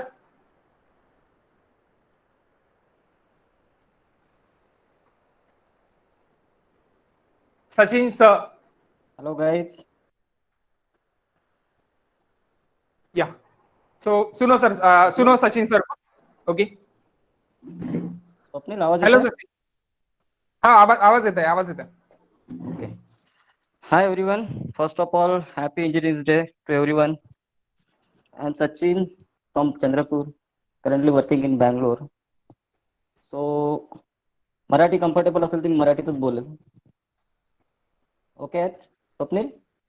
या, Marathi comfortable, no issues. But काही लोक आहे इथे हिंदी सायडर ज्यांना मराठी थोडं हे जाईल. ओके, then मी हिंदीत बोलतो. ओके, सो बेसिकली माझं बॅकग्राऊंड मेकॅनिकल इंजिनिअरिंग आहे आणि इथे आता किती मैकेनिकल आणि कितना मैकेनिकल और सिविल का लोग है मुझे पता नहीं. तो जितने भी सिविल मैकेनिकल के लोगों को कुछ क्वेश्चंस हो गए कि मैकेनिकल इंजीनियरिंग के बाद या सिविल इंजीनियरिंग के बाद आगे क्या करना है, कोई क्वेश्चंस हो गए तो कुछ आपको आइडिया नहीं है, कुछ नए कोर्सेस है मार्केट में कि कौन से कोर्सेज ट्रेंडिंग है, कौन से जॉब ट्रेंडिंग है, तो आप वो मैसेज में अभी साइमल्टेनियसली डालते चलो. तो मैं एजुकेशन में तो आपको ज़्यादा डीपली नहीं बताऊंगा क्योंकि मैं एज लाइक आतिक, मैं इतना ब्रिलियंट स्टूडेंट नहीं था, एक एवरेज स्टूडेंट. बट मैं आपको बता सकता हूँ कि एक एवरेज स्टूडेंट भी अपना करियर ग्रोथ अच्छा कर सकता है. ओके, सो मेरा करियर स्टार्ट किया था मैंने 2012 में. So many of the people from the mechanical background and civil background don't know that what is process engineering, what is process plant. Okay. So you have to find out what kind of job is going in current market. Hello. या आवाज आवाज येत आहे सचिन. थोडा माझा mobile अटकतंय. नाही, आवाज आवाज क्लिअर येतोय. थोडा मोबाईल स्टेबल ठेवला तर बरं राहील. ओके.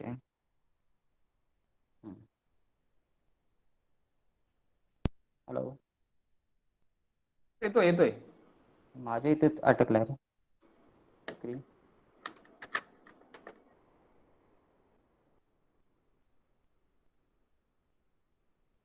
हाँ हेलो. हाँ हाँ ओके. सो मेन आज का जो टॉपिक है वो है कि current situation after Covid.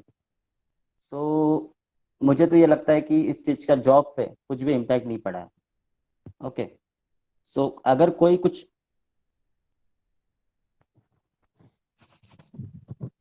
Now it is clear voice. या इट इज क्लियर. अभी क्लियर है. ओके. सो दिस कोविड का कोई भी जॉब प्रोफेशन पे कुछ भी असर पड़ा नहीं है. आप लोग को जो भी लोग कुछ बोलते हैं, आप लोग न्यूज चैनल या फिर वो सोशल मीडिया पे जो कुछ भी मैसेज आते हैं कि करंट सिचुएशन ऐसा है वैसा है, इस चीज की तरफ ध्यान देना छोड़ दो. और हमारा जो गोल है, जो फोकस है, उसी के ऊपर रखो. क्योंकि ये सिचुएशन नॉर्मल होने वाली नहीं है. हम लोग को इसमें से नॉर्मल होकर बाहर निकलना है. और करेंटली ऑलमोस्ट ऑल सेक्टर में उतना ही ओपनिंग है जितना कि लास्ट 1 ईयर में था.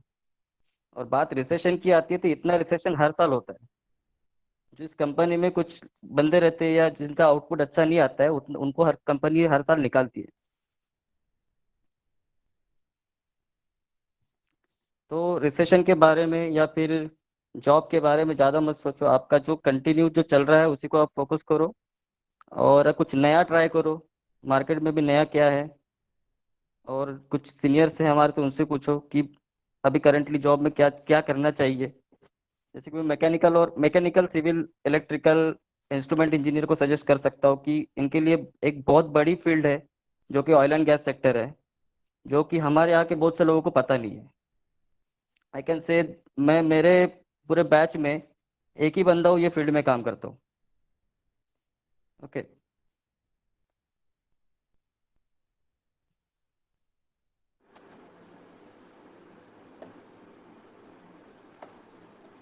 हेलो. या आवाज आ रहा है. So without wasting time in much discussion, I simply go for the question. If any mechanical engineering student want to ask something, what to do after mechanical engineering, you can ask me directly. Sir आपके journey के बारे में बताइए थोड़ा. मतलब आप कैसे B पास करने के बाद अचानक ऑयल एंड नेचुरल गैस में पहुंचे. देखिए मैंने डिप्लोमा कंप्लीट करने के बाद ही मैंने जॉब ज्वाइन किया. और जॉब करते करते मैंने डिग्री मेरा एक्सटर्नली किया. और सेम टाइम जब इस फील्ड का किसी को आइडिया नहीं था कि if anybody heard about the piping engineering, what is the piping engineering. Means हमको एक लगता है piping engineering is work of pipe. It's not a work of pipe, it's a work of whole project. जितना भी oil and gas sector है या फिर process plant sector है, जैसे हमारे चंद्रपुर में थर्मल पावर प्लांट है, MEL है, जितना भी प्रोसेस बिल्ड पेपर इंडस्ट्रीज है, this all are the process plant. What is process plant? The process in which we are working with the help of piping, we are transferring one fluid from one source to another. This is called piping engineering. So piping engineering is not a simply work of piping. It's a work of complete design. So मैंने job start करने के बाद उसमें professional PG diploma भी किया. और उसके बाद मुझे कुछ लिंक्स मिलते गई कि इस फील्ड में ओपनिंग्स कैसे आती है, जॉब की क्या चांसेस है. बट करियर में ठीक है, स्टार्ट मेरा भी कम था. मैं ये नहीं बोलता हूँ कि मैंने एकदम से सब कुछ बूम कर लिया. मैं उस इंजीनियर्स को बिलोंग करना चाहता हूँ. आज उन लोगों को उनसे बात शेयर करना चाहता हूँ जो थोड़े से एजुकेशन में कमजोर है. उनको लगता है कि हमारा क्या होगा. करेक्ट. यानी हर बैच में 5 to 6 peoples are brilliant, but 80 to 90% are average and poor. But ऐसा नहीं होता कि एवरेज एंड पुअर पीपल्स आगे नहीं जाते. हर किसी के पास अपॉर्चुनिटी आता है, बस हमको परफेक्ट टाइम पे परफेक्ट अपॉर्चुनिटी चूज करना आना चाहिए. तो वो कैसे आएगा? अगर हम लोग कोई भी कोर्सेस करना है या कोई भी जॉब में आगे जाना है, बस ये सोच के मत जाओ कि इसने किया तो मेरे को करना है. You have to find out what is going on. Many of the mechanical engineering current stage, they don't know what is HVAC. They don't know what is the use of firefighting. So they have to find out what is this, what is HVAC, what is firefighting, what is process plant. So this thing nobody will teach you in the our engineering syllabus. Okay. So this kind of my journey is, I have started my job from the Hyderabad. Then from Hyderabad to Pune, Pune to Chennai, Chennai to Mumbai, again Pune. Now I am settled in Bangalore. And it's very good field, vast field. It is very good for the civils, civil engineers, mechanical engineer, even electrical engineer and instrumentation. This is the complete field where all disciplines of the engineers are coming together and do work. और सीखने जैसा बहुत है ये field में. और mechanical engineer को मैं सजेस्ट करूंगा कि आप लोग HVAC के बारे में पढ़ो. What is HVAC? How many of कितना लोग अभी यहाँ पे मैकेनिकल इंजीनियर से है और किसको HVAC के बारे में पता है अभी तक? जिसको नहीं पता है तो मैं स्वप्निल से मेरा मेल ID शेयर करूंगा. आप वहाँ पे मेरे को क्वेश्चन करो, मैं आपको उसकी डिटेल्स वहाँ पे दूंगा. HVAC क्या है, फायर फाइटिंग क्या है, what is the use of fire fighting, what is the use of HVAC, process plant में कितना डिसिप्लिन होता है, what is the stress analysis, what is the piping layout design, what is the equipment layout design. हम लोग बस engineering में पढ़ते हैं, बस ड्राइंग निकालना है. What is isometric drawings, what is the use of isometric drawing? Anybody know from the mechanical background who has attending this interview that what is the use of isometrics?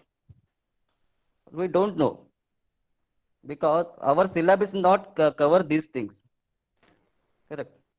हम लोगों को जो इंजीनियरिंग में पढ़ाते हैं आज के डेट में, उस चीज पे हम लोग अभी काम ही नहीं कर रहे हैं. इसके लिए हमको कुछ ना कुछ प्रोफेशनल कोर्स करना पड़ेगा. तो वो कोर्स करने के लिए हमको खुद होके बाहर निकलना पड़ेगा. आज तो ठीक है, गूगल पे आप लोग रिलेटेड कोर्सेज मिले सर्च करोगे तो आपको नंबर ऑफ कोर्सेज मिलोगे. तो उसके बाद उसके बारे में लास्ट जॉब प्रोफाइल पे जाइए. जैसे कि आतिक ने बोला है कि आप लिंक्डइन पे फर्स्ट अकाउंट क्रिएट कीजिए. आपको लिंक्डइन थ्रू बहुत सारा ओपनिंग पता चलेगा प्रोफेशन में. ऐसे कुछ प्रोफेशन है जिनका डेजिग्नेशन अभी हमने कभी सुना भी नहीं है, but they are belong from the mechanical background और सिविल बैकग्राउंड और एनी अदर बैकग्राउंड. तब तुमको पता चलना चाहिए कि ये प्रोफेशन कहाँ से आया, ये पर्टिकुलर डेजिग्नेशन कौन से फील्ड का है, इसके लिए कौन सा कोर्स करना पड़ेगा. तो फिर वो पर्टिकुलर पर्सन को आप लिंक्डइन पे रिक्वेस्ट भेज सकते हो. Any unknown person you can talk with in LinkedIn. तो यही कुछ चीजें हैं. और कुछ क्वेश्चंस? सर जैसे अभी आप बता रहे थे मैकेनिकल सिविल के लिए पाइपिंग के अंदर जॉब्स है, तो सर और कौन सी फील्ड है जो हमें पता ही नहीं है बट उसके अंदर सिविल और मैकेनिकल स्कोप है? देखिए, सिविल मैकेनिकल में तो आपको 3 फील्ड बताया. तीनों में भी जैसा कि HVAC भी is working for the electrical, piping, mechanical, structure, okay, and instrumentation, and firefighting also applicable to all, and process plant design. These are the 3 fields in which all the engineers are coming together, sit together and work together.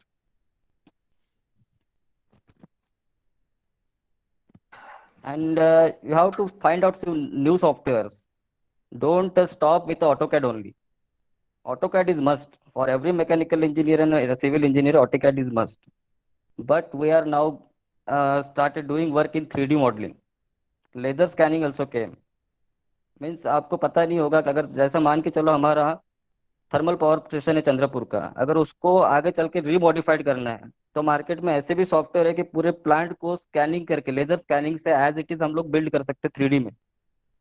उसके accordingly उसको फिर rebuild करके उसको फिर से modification कर सकते हैं. इतने एडवांस सॉफ्टवेयर मार्केट में अभी अवेलेबल, बट ऐसे सॉफ्टवेयर्स का नॉलेज हमारे यहाँ पे अभी तक आया नहीं है. मैं अभी कुछ सॉफ्टवेयर के नाम लूंगा जो कि मैकेनिकल, सिविल, इलेक्ट्रिकल, इंस्ट्रूमेंटेशन सबके लिए अप्लीकेबल है. SP3D, PDMS, AutoPlant 3D, Caesar 2, Tekla, cat pro चलो सबको थोड़ा बहुत किसी को मालूम, लेकिन सीजर क्या है, PDMS क्या है, SP3D क्या है, ये सब के बारे में किसी को कुछ भी नॉलेज नहीं है अभी। तो वो सब चीज का मैं डिटेल एक एक्सेल फॉर्मेट में सब प्रॉपर प्रेजेंटेशन तैयार करके स्वप्निल से शेयर करूंगा, which will helpful for the all structural and mechanical engineers, which will be helpful for you for the job. Okay. Okay. Any more questions, guys? Along this session? Yes, sir. Yeah. Bolo. Yes, sir. I have a question. Okay. Sir, what about marketing? Means अभी जो products है, let's suppose fire extinguisher है जो mechanical के related होता है थोड़ा. So what about we choose a designation as a BDA, means business development executive. And marketing में अगर जाना चाहते हैं, product related है हमारे mechanical के, तो will it be beneficial for us? Yes, 100% beneficial. But you have to target particular one product, not for the every product. Means जैसे मान के चलो कि अभी heat exchangers है, is a mechanical product.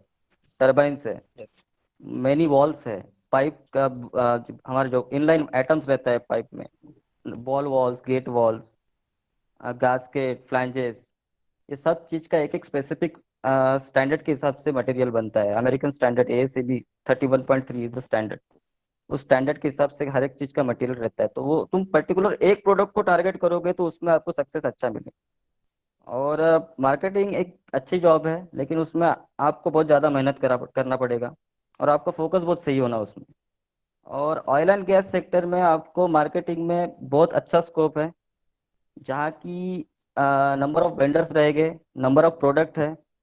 Means आप मान के चलो कि जब हम लोग MTO बनाते हैं अराउंड मोर देन 15,000 क्वांटिटीज रहता है। मीन्स एक एक प्रोडक्ट का 15,000 क्वांटिटी के product around 10,000. 15,000 different product was there.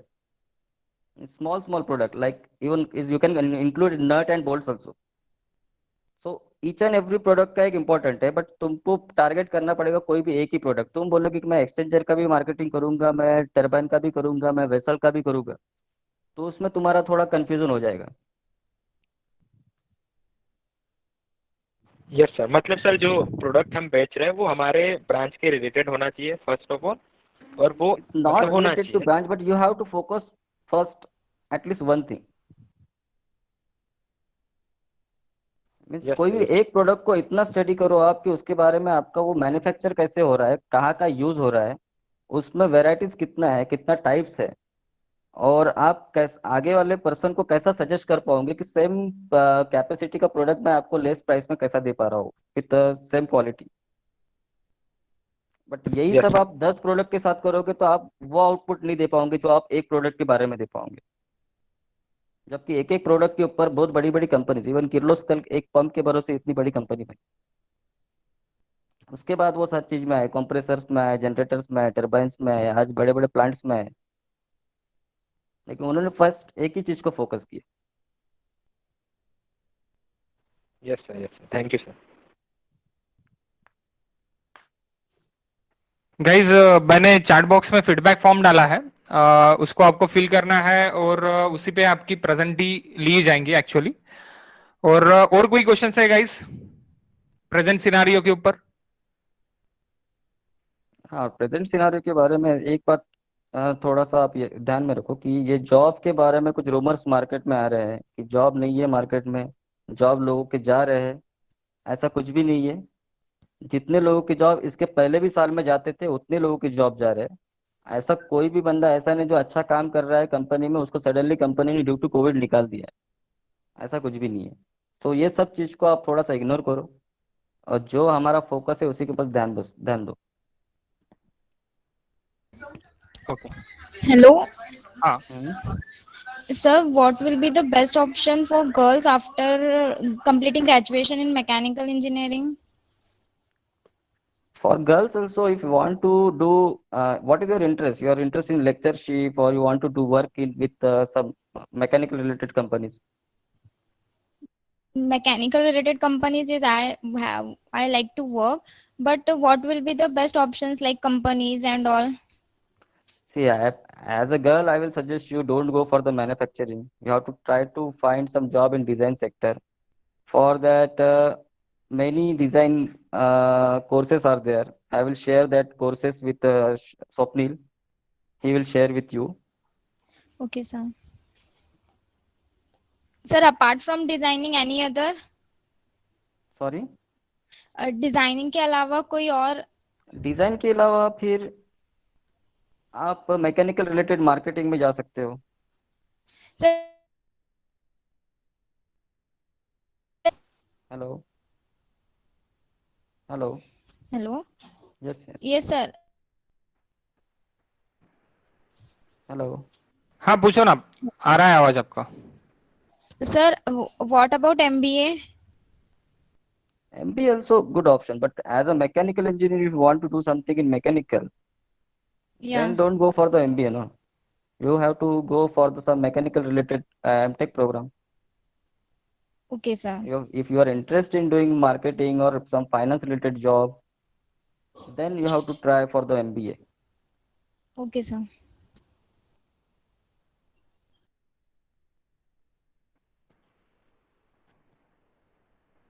Any other question guys?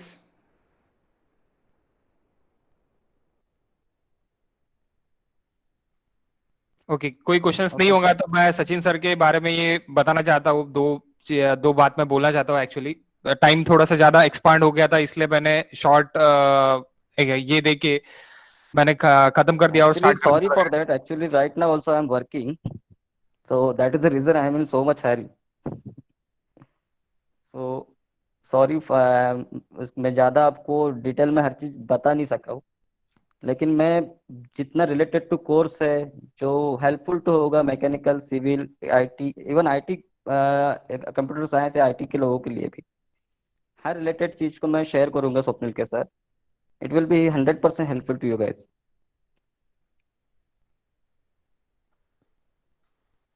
हाँ स्वप्निल. या मैं कुछ इनके बारे में बोलना चाहता हूँ एक्चुअली सचिन के बारे में, कि हमारे साथ हम जब पॉली कर रहे थे साथ में ही हमने पॉली की, तो हम कभी ये सोच नहीं रहे थे कि सचिन सर ये पोस्ट पे अभी रहेंगे करके. हम ये सोच रहे थे कि सचिन सर हमारे साथ ही कहीं ना कहीं यानी जॉब करेंगे या फिर चंद्रपुर के आसपास ही रहेंगे. लेकिन वो बोलते हैं ना, रास्ता अगर मिल गया तो आप उस पे अच्छे से चले जाते हो, और आपको एक मंजिल मिल गई तो आप उसके लिए भागते जाते हो. तो वो चीज इनके साथ हुई है कि अभी सबसे सक्सेसफुल इंसान अगर है ग्रुप में तो ये है जिनका अभी फ्लैट यानी फाइनेंशियली फ्लैट है बेंगलोर में, और खुद की गाड़ी है, सब कुछ है इनके पास. एंड अगेन सीनियर इंजीनियर की पोस्ट है जिसकी बहुत लोग 10-10 साल राह देखते हैं कि हमको वो पोस्ट मिलेगी करके, सीनियर डिजाइन इंजीनियर की, तो इनको मिली है एक्चुअली. तो मैं ये बताना भूल गया था आपको जब मैंने स्टार्ट किया था. No, that is the reason I want to tell you everyone. Don't initial stage when you start the job, don't go for the money. Because for as per my experience, your first 3-4 years is only for the learning. Because in the first 15 minutes, I already informed you that what we studied in our engineering syllabus. Out of that, only 1 or 2% is useful in our current market. But after joining job also, you have to learn much thing. In initial time, you have to sit more time in office. Then only you can learn many things in less time. So it depends on you how you learn the things. आप लोगों को पूछना पड़ेगा, आप लोगों को लोगों का सर खाना पड़ेगा, और आपका कोई सीनियर आपको बताने के लिए नहीं बोलेगा. वो बंदा भी तुमको उतना ही सीरियसली बताएगा जितना सीरियसली आप उसको पूछोगे. लेकिन अगर आप आपका वर्किंग आवर समझ के चलोगे, मेरा 5 से 6 ऑफिस हो गया, मैं भी घर निकलूंगा, तो फिर इवन अभी भी मैं बोल सकता हूँ अभी भी मैं लर्निंग स्टेज में हूँ. अभी जो मैं प्रोजेक्ट कर रहा हूँ वो भी मेरे लिए नया प्रोजेक्ट है. अराउंड लास्ट 8 ईयर्स में मैं around 10 to 12 engineering project handle किया हूँ मैंने. लेकिन मेरा every project is in different kind. कभी कोई ऑयल एंड गैस में कोई ऑफशोर प्लांट है, कभी ऑनशोर प्लांट है, कभी कोई वाटर प्लांट है, कभी थर्मल पावर प्लांट है, कभी स्टील प्लांट है, कभी हमारा कुकिंग ऑयल प्लांट है. हर प्लांट में हमको नया नया चीज सीखने को मिलता है. तो इवन आपका 20 ईयर्स ऑफ एक्सपीरियंस भी होगा तो आप ये नहीं बोल सकते कि मेरा नॉलेज इनफ हो गया, अभी मुझे किसी से सीखने की जरूरत नहीं है. हर इंजीनियरिंग फील्ड एक बहुत वास्ट फील्ड है. इफ इवन अभी जो कोई अगर CSC IT के लोग भी आप सुन रहे हैं तो उनके लिए भी मान के चलो कि एक जमाना था कि जावा, C++ .NET, ये चीज बहुत बड़ी होती थी। लेकिन आज तुम देखो मार्केट में लिनक्स आ गया, और AWS आ गया है, नेटवर्किंग के कितने बड़े बड़े कोर्सेज आ गए, CCNA आ गया, CDAC आ गया। ये CCNA, CDAC, लिनक्स, AWS, इस चीज के बारे में लोगों को पता भी नहीं था। SAP आ गया मार्केट में। तो हर चीज में अपग्रेडेशन आते रहेगा। हम लोग कहीं ये नहीं बोलेंगे कि नहीं यार मेरा एक अच्छा अर्निंग हो रहा है अभी, तो मेरे को अभी रुक जाना है। रुकेगे तो फंस जाएंगे। इवन मैं अभी बोल रहा हूँ कि अभी मेरा सही चल रहा है, अभी मेरे को नया चीज नहीं पढ़ना है, लेकिन मान के चलो कि नेक्स्ट 1 ईयर में कुछ नया मार्केट में अपग्रेडेशन आ गया और मैंने उसको पढ़ा ही नहीं, तो शायद से मेरे लिए भी बैड टाइम आना चालू हो जाएगा। So you have to learn every time, जहां से भी मिलता है लेते रहो।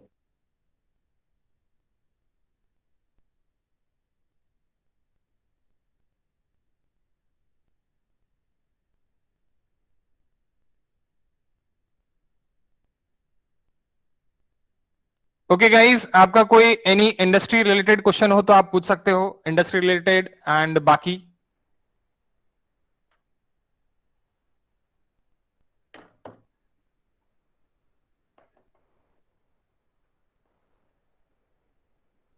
ओके। सर इनके कोई क्वेश्चन नहीं है अभी, I okay think okay. So guys हमारा कल का भी सेशन रहेगा, कल का और परसों का। कल के सेशन में हमारे ये भी रहेंगे, यानी बाकी के बाकी के जो भी स्पीकर्स है, बाकी के स्पीकर्स रहेंगे, और वो आपको उनके उनके फील्ड्स का जो है वो पूरा नॉलेज देंगे। और आपको कल का भी क्लास, यानी कल का भी वेबिनार अटेंड करना है 7 o'clock को, जो 7 o'clock से स्टार्ट हो जाएगा। ओके, 7 o'clock से स्टार्ट हो जाएगा। और मैं एक शेड्यूल जो है, एक्चुअली शेड्यूल इसलिए फिक्स नहीं हुआ था बिकॉज ऑफ सभी का बिजी शेड्यूल चालू था अभी अनलॉक होने के कारण। सो अनलॉक होने के कारण सभी का बिजी शेड्यूल चालू था, इसीलिए शेड्यूल ये फिक्स नहीं हो सका कि कौन किसका कब है करके। लेकिन मैं ट्राई करता हूँ कल के और परसों का शेड्यूल फिक्स हो जाए, यानी CSE वाले, मैकेनिकल वाले, इलेक्ट्रिकल वाले एक फिक्स इसमें आ जाए।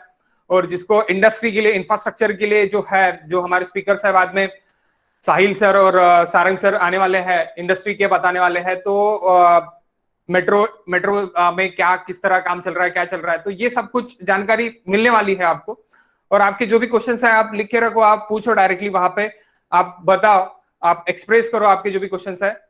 और जो हमारा ये था थॉट का कंपटीशन था, नॉक योर थॉट कॉम्पिटिशंस, तो उसका भी 17 को रिजल्ट लगने वाला है। मैं उसको 2 दिन एक्सटेंड कर रहा हूँ, नॉक योर थॉट कंपटीशन। उसका भी मैं लिंक अभी अपने चैट बॉक्स में मैं डाल दूंगा, तो आपको सबको मिल जाएगा। ओके, अभी मैं जस्ट आप एग्जिट मत करो, मैं डाल देता उसका भी लिंक, तो आप वो भी कंपटीशन दे सकते। और वो भी कंपटीशन में आप आपकी जो भी अभी प्रेजेंट थॉट्स आ रहे हैं वो आप एक्सप्रेस कर सकते। ये जो भी प्रेजेंट सिनेरियो चल रहा है, टीचिंग पॉलिसीज आए हैं नई नई ऑनलाइन वाले, तो इसके बारे में आप लिख सकते वहां पे। और जो भी जिसका सोल्यूशन, यानी जिसका सोल्यूशन बेस्ट रहेगा, उसको हम प्राइसिंग देने वाले हैं। ठीक है, तो आप, मैंने उसकी डिटेल्स यूट्यूब वीडियो में डाली है, तो आप उसमें आप देख सकते हैं पूरा का पूरा। और गाइस ये पूरा सेशन था, और thank you Sachin sir and Atiq sir के, इन्होंने आपको गाइडेंस दिया और हमको सबको गाइडेंस दिया, और बताया कि अभी प्रेजेंट में जॉब्स है मार्केट में, ऐसी अफवाह फैलाई जा रही है कि जॉब नहीं है करके, जॉब्स है actually. So thank you sir, thank you Sachin sir. Thank you. Any questions अगर रहे आपके तो आप मुझे बताओ, और आप मुझे बता के यानी मैसेज कर दो। मैसेज में मैं आपको उनके मेल आईडीज और जो भी आपके क्वेश्चंस है, क्वेश्चंस के आंसर्स मैं दे दूंगा। ओके, सो ओके, मैं आपको अभी यहाँ पे लिंक सेंड कर देता। मैंने लिंक सेंड की है क्या कि फीडबैक की, तो सब लोग फीडबैक आप वहां पे फिल कर लो फीडबैक। और आपका जो अपना कंपटीशन है, कंपटीशन का भी लिंक वहां पे मैं डाल देता। अगर किसी को कंपटीशन की लिंक नहीं मिली होगी, knock your thought competition engineers day का, तो वो भी मैं वहां पे डाल देता हूं, तो आप वहां से आप चैट बॉक्स से उसकी लिंक आप ले लो। So thank you guys. Okay, कल मिलते हैं अपन उसी टाइम पे, लेकिन आप जाओ मत अभी, मैं लिंक डाल देता।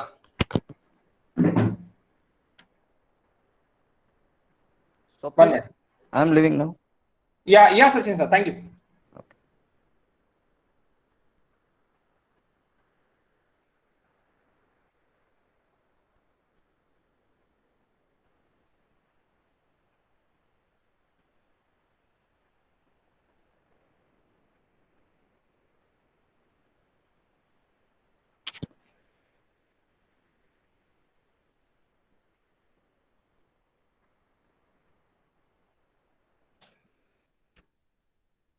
गाइस मैंने YouTube लिंक डाली है, YouTube लिंक के नीचे पूरा डिस्क्रिप्शन है। इसमें वीडियो है कि आपको क्या करना है और किस तरह कॉम्पिटिट करना है। आज शाम को 8 बजे तक था, लेकिन मैं एक्सटेंड कर रहा हूँ कल और परसों तक, तो उसका रिजल्ट मैं बाद में लगाऊंगा, 2 दिन के बाद उसका रिजल्ट लगेगा। क्योंकि ये सेशन अगर आपको अच्छा लग रहा है तो आप फीडबैक फॉर्म में वैसी जो भी है वो डालो फीडबैक फॉर्म में कि आपको किस तरह सेशन लग रहा है और किस तरह आपके क्वेश्चंस और रहेंगे। तो वो कल से हम फिर से देखेंगे और कल से हम मिलेंगे 7 o'clock को। तो ये गाइस लिंक ले लो और लिंक को फॉलो करो। सो थैंक यू गाइस।